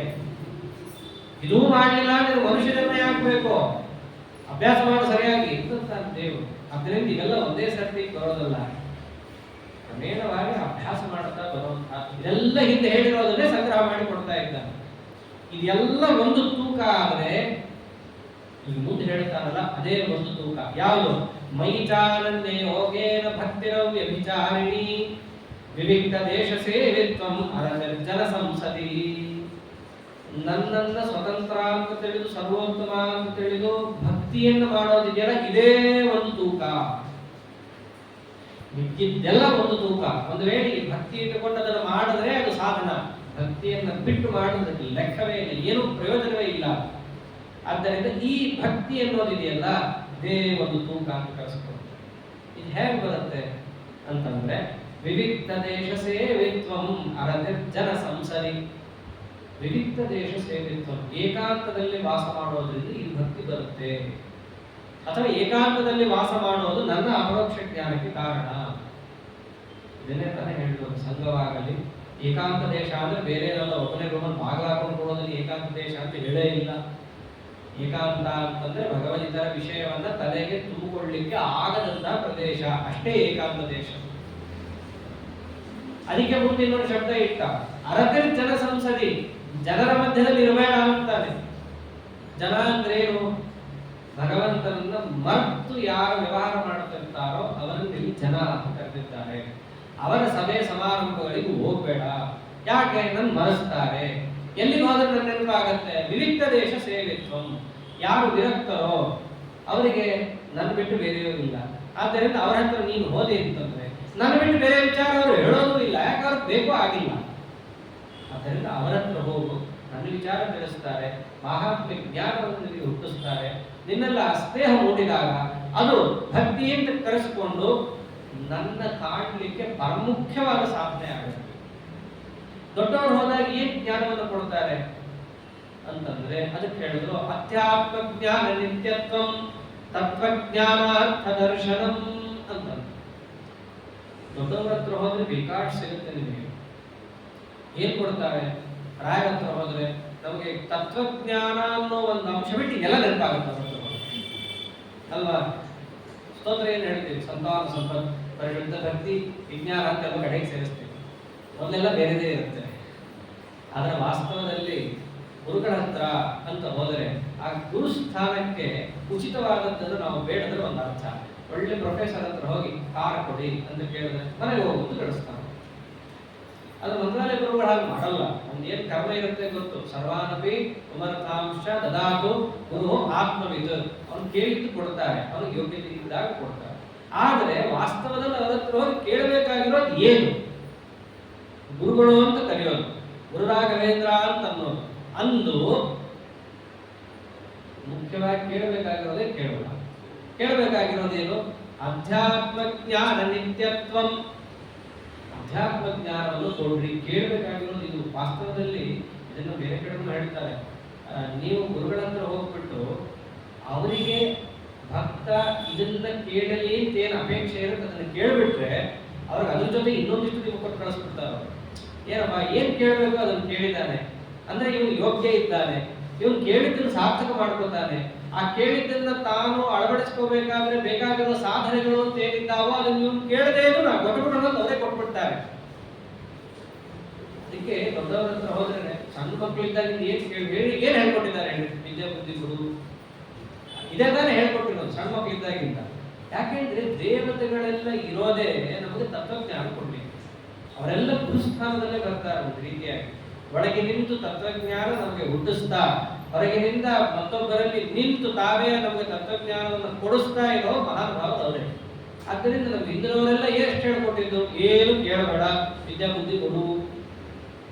ಹಂಗೆ ನಾವು ಕೇಳಿದಾಗ ಅದ್ರ ಜೊತೆ ಅದು ನಮ್ಮನ್ನು ಉಳಿಬೇಕಂದ್ರೆ ಬೇಕಾಗಿರೋ ಏನೇನು ಸಲಕರಣೆಗಳಿದೆಯೋ ನಾವು ಬ್ಯಾಡ್ ಅಂತ ಅವರೇ ಕೊಡ್ತಾರೆ. ಅದಕ್ಕೆ ಪರಮಾತ್ಮ ಅಂಥ ದೊಡ್ಡವರ ಹತ್ರ ನೀವು ಹೋದಾಗ ಅದು ಇದು ಕೇಳ್ಕೊಡದೆ ನಿಮ್ಮ ಮನಸ್ಸನ್ನು ಎಲ್ಲಿಡ್ರಿ? ಅಧ್ಯಾತ್ಮ ಜ್ಞಾನ ನಿತ್ಯತ್ವಂ. ಅಧ್ಯಾತ್ಮ ಅಂತಂದ್ರೆ ಸಾಕ್ಷಾತ್ ಶ್ರೀಹರಿ. ಎಲ್ಲ ಆತ್ಮ ಜೀವಾತ್ಮರನ್ನು ಅಧಿಕರಿಸಿಕೊಂಡು ಯಾರಿದ್ದಾನೋ ಅವನೇ ಅಧ್ಯಾತ್ಮ. ಅವನ ಜ್ಞಾನದಲ್ಲೇ ನಿಯತವಾಗಿರ್ರಿ, ಬೇರೆಯವರು ಕೇಳಕ್ ಹೋಗ್ಬೇಡ್ರಿ. ಅದನ್ನ ಕೇಳಿದ್ರೆ ಎಲ್ಲ ತಾನೇ ಬರುತ್ತೆ. ಆಮೇಲೆ ತತ್ವಾರ್ಥ ಜ್ಞಾನ ದರ್ಶನಂ. ದೊಡ್ಡವರ ಹತ್ರ ಹೋಗಿ ಬರೀ ಹಿಂದೆ ಆಚಾರ್ಯೋಪಾಸನ ಅಂತ ಬರೀ ಸೇವೆಯನ್ನು ಮಾತ್ರ ಹೇಳ್ಬಿಟ್ಟಿಲ್ಲ. ಬರೀ ಸೇವೆ ಮಾಡ್ಕೊಂಡಿದ್ರೆ ಸಾಕ? ಇಲ್ಲ, ಸಾಲನ್ನ ಓದ್ಬೇಕು ಅಂತ ಅಂದ್ರೆ ಎರಡು ಅಂಶ ಮುಖ್ಯ ಇಲ್ಲಿ. ದೊಡ್ಡವರ ಸೇವೆಯನ್ನು ಮಾಡುತ್ತಾ ಅವರಿಂದ ವಿದ್ಯೆಯನ್ನು ಕಳಿಸೋದು, ಇವೆರಡೂ ಬಹಳ ಮುಖ್ಯ. ಇದನ್ನೇ ಆಚಾರ ಅಂತಾರೆ, ತಥಾಪಿ ಶ್ರವಣಾದಿಶ್ಯ ಕರ್ತವ್ಯ ಮೋಕ್ಷ ಸಿದ್ಧೇ. ಶ್ರವಣನೂ ಕೂಡ ಮಾಡಬೇಕು. ಯದ್ಯಪಿ ಗುರುಗಳ ಅನುಗ್ರಹವೇ ಪ್ರಧಾನವಾದರೂ ಶ್ರವಣಾದಿಗಳು ಎಲ್ಲದಕ್ಕಿಂತ ಮುಖ್ಯ. ಅದಿಲ್ಲದಿದ್ದರೆ ಸಾಧ್ಯ ಇಲ್ಲ. ಆದ್ದರಿಂದ ತತ್ವಾರ್ಥ ಜ್ಞಾನ ದರ್ಶನ ನಿತ್ಯದಲ್ಲಿಯೂ ಶಾಸ್ತ್ರದ ಒಂದಕ್ಷರವಾದರೂ ತನ್ನ ಮನಸ್ಸಿನಲ್ಲಿ ಚಿಂತನೆಯನ್ನು ಮಾಡ್ತಾ ಇರ್ಬೋದು. ಇದು ಬಹಳ ಮುಖ್ಯ. ಅಂದ್ರೆ ಎಷ್ಟು ಹೇಳಿದ ಸಾಧನೆಯಿಂದ ಪರಮಾತ್ಮ 20 ಸಾಧನೆಯನ್ನು ಹೇಳಿದ್ದಾರೆ. ಅಮಾನಿತ್ವಂ ಅದಮ್ಯತ್ವಂ ಇಂದ ಹಿಡ್ಕೊಂಡು ತತ್ವಾರ್ಥ ಜ್ಞಾನ ದರ್ಶನಂ ತನಕವೂ ಹೇಳಿದ್ದಾರೆ. ಇಷ್ಟೇನು ಹೇಳಿದ್ದಾರಲ್ಲ ಇದೆಲ್ಲ ಏನು? ಏತತ್ ಜ್ಞಾನಮಿತಿ ಪ್ರೋಕ್ತಂ ಅಜ್ಞಾನಂ ಯದತೋನ್ಯಥ. ಇದಿಷ್ಟು ನಾ ಏನು ಹೇಳಿದ್ದೀನಲ್ಲ ಇವೆಲ್ಲ ಜ್ಞಾನ, ಅರ್ಥಾತ್ ನನ್ನ ಅಪರೋಕ್ಷ ಜ್ಞಾನಕ್ಕೆ ಸಾಧನವಾದ ಅಂಶಗಳು. ಅಜ್ಞಾನ ಯಾವುದು? ಅಜ್ಞಾನಂ ಯದತೋನ್ಯಥ. ಇದು ಹೇಳಿದ್ ಯಾವ್ದಲ್ವೋ ಅದು ಅಜ್ಞಾನ, ಅಷ್ಟು ತಿಳ್ಕೊಂಡ್ಬಿಡಪ್ಪ. ಆದ್ದರಿಂದ ಅಮಾನಿತ್ವಂ ಅದಮ್ಯತ್ವಂ ಅಂತ ಏನು ಹೇಳ್ತಾ ಬಂದಿದ್ದಾನೆ, ವಿರುದ್ಧ ಇತ್ತು ಅಂತಂದ್ರೆ ನನ್ನ ಜ್ಞಾನ ಉಂಟಲ್ಲ. ಕ್ರಮೇಣ 20 ಅಂಶ ಚೆನ್ನಾಗಿ ಪಟ್ಟಿ ಮಾಡಿ ಕೊಟ್ಟಿದ್ದಾನೆ. ಅದನ್ನ ಬೇರೆ ಕಡೆ ಹೇಳಬೇಕಾದ್ರೆ ಇದನ್ನು ಒಂದಾದರೂ ಸರಿಯಾಗಿ ಮಾಡಿದ್ರೆ ಪರಮಾತ್ಮ ಏನೋ ಸುಪ್ರೀತನಾಗುತ್ತಾನೆ. ಹಿಂದೆ ಭಕ್ತಿ ಯೋಗದ ಅಧ್ಯಾಯದಲ್ಲಿ ಇದೇ ಮಾತಾಡಿದ್ದಾನೆ. ಒಂದೊಂದು ಮಾಡಿದ್ರೇನೆ ಪರಮಾತ್ಮ ಸುಪ್ರೀತನಾಗ್ತಾನೆ, ಕಿಮು ಅಷ್ಟೇ ಮಾಡೋದು. ಆದ್ದರಿಂದ ಇದೆಲ್ಲ ಏನು ಹೇಳಿದ್ದಾನೆ ಇದೆಲ್ಲ ತತ್ವಜ್ಞಾನಕ್ಕೆ ಸಾಧನವಾದ, ಅಪರೋಕ್ಷ ಜ್ಞಾನಕ್ಕೆ ಸಾಧನವಾದ ಅಂಶಗಳನ್ನೆಲ್ಲವನ್ನೂ ಕೂಡ ಇಲ್ಲಿ ತಿಳಿಸಿ ಮುಂದೆ ಬರುವಂತಹದ್ದೇನು? ಜ್ಞೇಯಂ ಯತ್ತತ್ರ ವಕ್ಷ್ಯಾಮಿ ಯಜ್ಞಾತ್ವಾಮೃತಮಶ್ನುತೆ. ಕ್ಷೇತ್ರ ಅಂದ್ರೇನು ಹೇಳಿದ್ದಾಯಿತು, ಕ್ಷೇತ್ರಜ್ಞ ಅಂದ್ರೇನು ಹೇಳಿದ್ದಾಯಿತು. ಅದರ ಮಧ್ಯದಲ್ಲಿ ಕ್ಷೇತ್ರದ ಅಭಿಪ್ರಾಯವನ್ನು ತಿಳಿಸಬೇಕಾದ್ರೆ ಕ್ಷೇತ್ರ ಸ್ವರೂಪ ಏನು, ಅದರ ವಿಭಾಗ ಏನು, ಅದರ ಎಟ ತರ ಇದೆ, ಅದರ ವಿಕಾರ ಯಾವುದು ಅಂತ ಹೇಳಿ ಈ ಕ್ಷೇತ್ರದ ಪ್ರವೃತ್ತಿ ಯಾರಿಂದ ಅಂತ ಪ್ರಶ್ನೆ ಬಂದಾಗ ತಡಕೋ ಪ್ರವೃತ್ತಿ ಯಾರಿಂದ ಅನ್ನೋದು ಆಮೇಲೆ ಪ್ರವರ್ತಕ ಹೇಗಿದ್ದಾನೆ ಅನ್ನೋದನ್ನು ತಿಳಿಸಬೇಕಾದಾಗ ಆ ತಿಳುವಳಿಕೆ ಬರೀ ಈ ಕಿವಿಯಿಂದ ಕೇಳಿ ಈ ಕಿವಿಯಿಂದ ಆ ಕಡೆ ಹೋಗಬಾರ್ದು. ಅದು ಮನಸ್ಸಿನಲ್ಲಿ ನಿಂತು ಅವನ ಅಪರೋಕ್ಷ ಜ್ಞಾನ ನಮಗೆ ಆಗಬೇಕಾದರೆ ಬೇಕಾದ ಸಾಧನೆಗಳೇನು ಅಂತಹ ಜ್ಞಾನಂ ಅಂತೇಳಿ ಹಿಂದೆ ಕೇಳಿದ್ದ ಪ್ರಶ್ನೆ ಅಪರೋಕ್ಷ ಜ್ಞಾನ ಸಾಧನೆ ಯಾವುದು ಅಂತ ಹೇಳಿ ಅದನ್ನ ಮೊದಲು ತಾನು ತಿಳಿಸಿ ಜ್ಞೇಯ ತಿಳಿಯಲೇಬೇಕಾದ ಅಂಶ ಈತನೇ ಪ್ರವರ್ತಕನಾದ್ದರಿಂದಾಗಿ ಅವನನ್ನ ಆಮೇಲೆ ತಿಳಿಸ್ತೀನಿ ಇದು ಹೇಳ್ತಾ ಇದ್ದಾನೆ. ಜ್ಞೇಯಂ ಯತ್ತತ್ ಪ್ರವಕ್ಷ್ಯಾಮಿ ಯಜ್ಞಾತ್ವಾ ಅಮೃತಮಶ್ನುತೆ. ತಿಳಿಯಲೇಬೇಕಾದ ಅಂಶವನ್ನು ತಿಳಿದಿದ್ದಾರೆ, ಆದ್ದರಿಂದಲೇ ಅವರು ಮೋಕ್ಷಕ್ಕೆ ಹೋಗ್ತಾರೆ. ಜ್ಞೇಯ ಅಂದ್ರೆ ಸಾಮಾನ್ಯವಾಗಿ ಸಂಸ್ಕೃತದಲ್ಲಿ ತಿಳಿಯಲು ಯೋಗ್ಯವಾದದ್ದು ಅಂತಷ್ಟೇ ಅರ್ಥ. ತಿಳಿಯಲು ಯೋಗ್ಯ ಅಂತನ್ನುವಲ್ಲಿ ಯೋಗ್ಯತೆಯನ್ನು ನಾವು ಹೇಗೆ ಅಳೆಯೋದು? ನಮಗೇನಾದ್ರೂ ಆನಂದವನ್ನ ಪ್ರಯೋಜನವನ್ನ ಕೊಡ್ತಾ ಇದ್ರೆ ಅದು ತಿಳಿಲಿಕ್ಕೆ ಯೋಗ್ಯ. ಸಂಬಂಧನೇ ಇರೋದೆಲ್ಲ ನಮಗೆ ತಿಳಿಲಿಕ್ಕೆ ಯೋಗ್ಯ ಯಾಕಾಗುತ್ತೆ? ನಮಗೇನ್ ಪ್ರಯೋಜನ ಇದೆ ಅಂತ ಕೇಳ್ತೀವಿ. ಯಾರಾದ್ರೂ ನಾವು ಒಂದು ವಿಷಯ ಹೇಳಿದ್ರೆ ಸರಿ ಇದೇನು ಅಂತ ಕೇಳ್ತೀವಿ ಅಲ್ವಾ? ಹಾಗೆ ಸಾಂಸಾರಿಕವಾದ ಯಾವುದೇ ವಿಷಯವನ್ನು ನಮಗೆ ತಿಳಿಸ್ಲಿಕ್ಕೆ ಬಂದಾಗ ನಾವು ಕೇಳೋದೇನು? ಸಾಮಾನ್ಯವಾಗಿ ಹೊರಗೆ ಹೋಗಿ ಕೇಳಿದಾಗೆ ಇದರಿಂದ ನಮಗೇನು ಕೇಳುತ್ತೆ? ಏನಿಲ್ಲ, ಇನ್ನು ದುಃಖ. ಅದಕ್ಕೆ ಪರಮಾತ್ಮ ಅಂತ ತಿಳಿಯಲೇಬೇಕಾದದ್ದು ನಿಮಗದರಿಂದ ಏನು ಪ್ರಯೋಜನ ಅಂತಂದ್ರೆ ಹೇಳಿ ಯಜ್ಞಾತ್ವ ಅಮೃತಮಶ್ನುತೆ. ಯಾವುದನ್ನು ತಿಳಿದರೆ ನಿಮಗೆ ಅಮೃತತ್ವ ಅರ್ಥಾತ್ ಮೋಕ್ಷಾದಿ ಆನಂದ ಅನ್ನೋದು ಪ್ರಾಪ್ತವಾಗುತ್ತೋ ಅಂಥದ್ದು ನಿಜವಾಗಿಯೂ ಜ್ಞೇಯ. ಅದು ಯಾರು ಅಂದ್ರೆ ಈ ಎಲ್ಲಾ ಕ್ಷೇತ್ರಕ್ಕೂ ಪ್ರವೃತ್ತಿಯನ್ನ ಮಾಡಿಸ್ತಾ ಇದ್ದಾರಲ್ಲ, ನಿಜವಾದ ಪ್ರವರ್ತಕ ಅಂತಿದ್ದಾರಲ್ಲ ಯಾರು ಆ ಜ್ಞೇಯ ಅಂತ ಪ್ರಶ್ನೆ ಬಂದಾಗ ಆ ಜ್ಞೇಯನ ಸ್ವರೂಪ ಏನು ಅದನ್ನೇ ತಾನೇ ಕೇಳಿದ್ದು. ತಜ್ಞೇಯಂ ಯಚ್ಚ ಯಾತತ್ ಸ್ವಭಾವ. ಆ ಜ್ಞೇಯ ಏನು, ಅವನ ಪ್ರಭಾವ ಏನು ಅಂತ ಕೇಳಿದ್ದ. ಅದಕ್ಕೆ ಉತ್ತರ ಯಾವ ರೀತಿಯಾಗಿ ಕೊಟ್ಟಿದ್ದಾರೆ ಇತ್ಯಾದಿ ಭಾಗವನ್ನ ಹಳೆ ದಿವಸ ನೋಡೋಣ ಅಂತ ಹೇಳ್ತಾ ಶ್ರೀಕೃಷ್ಣ ಅರ್ಪಣಮಸ್ತು. ಹರೇ ನಮಃ.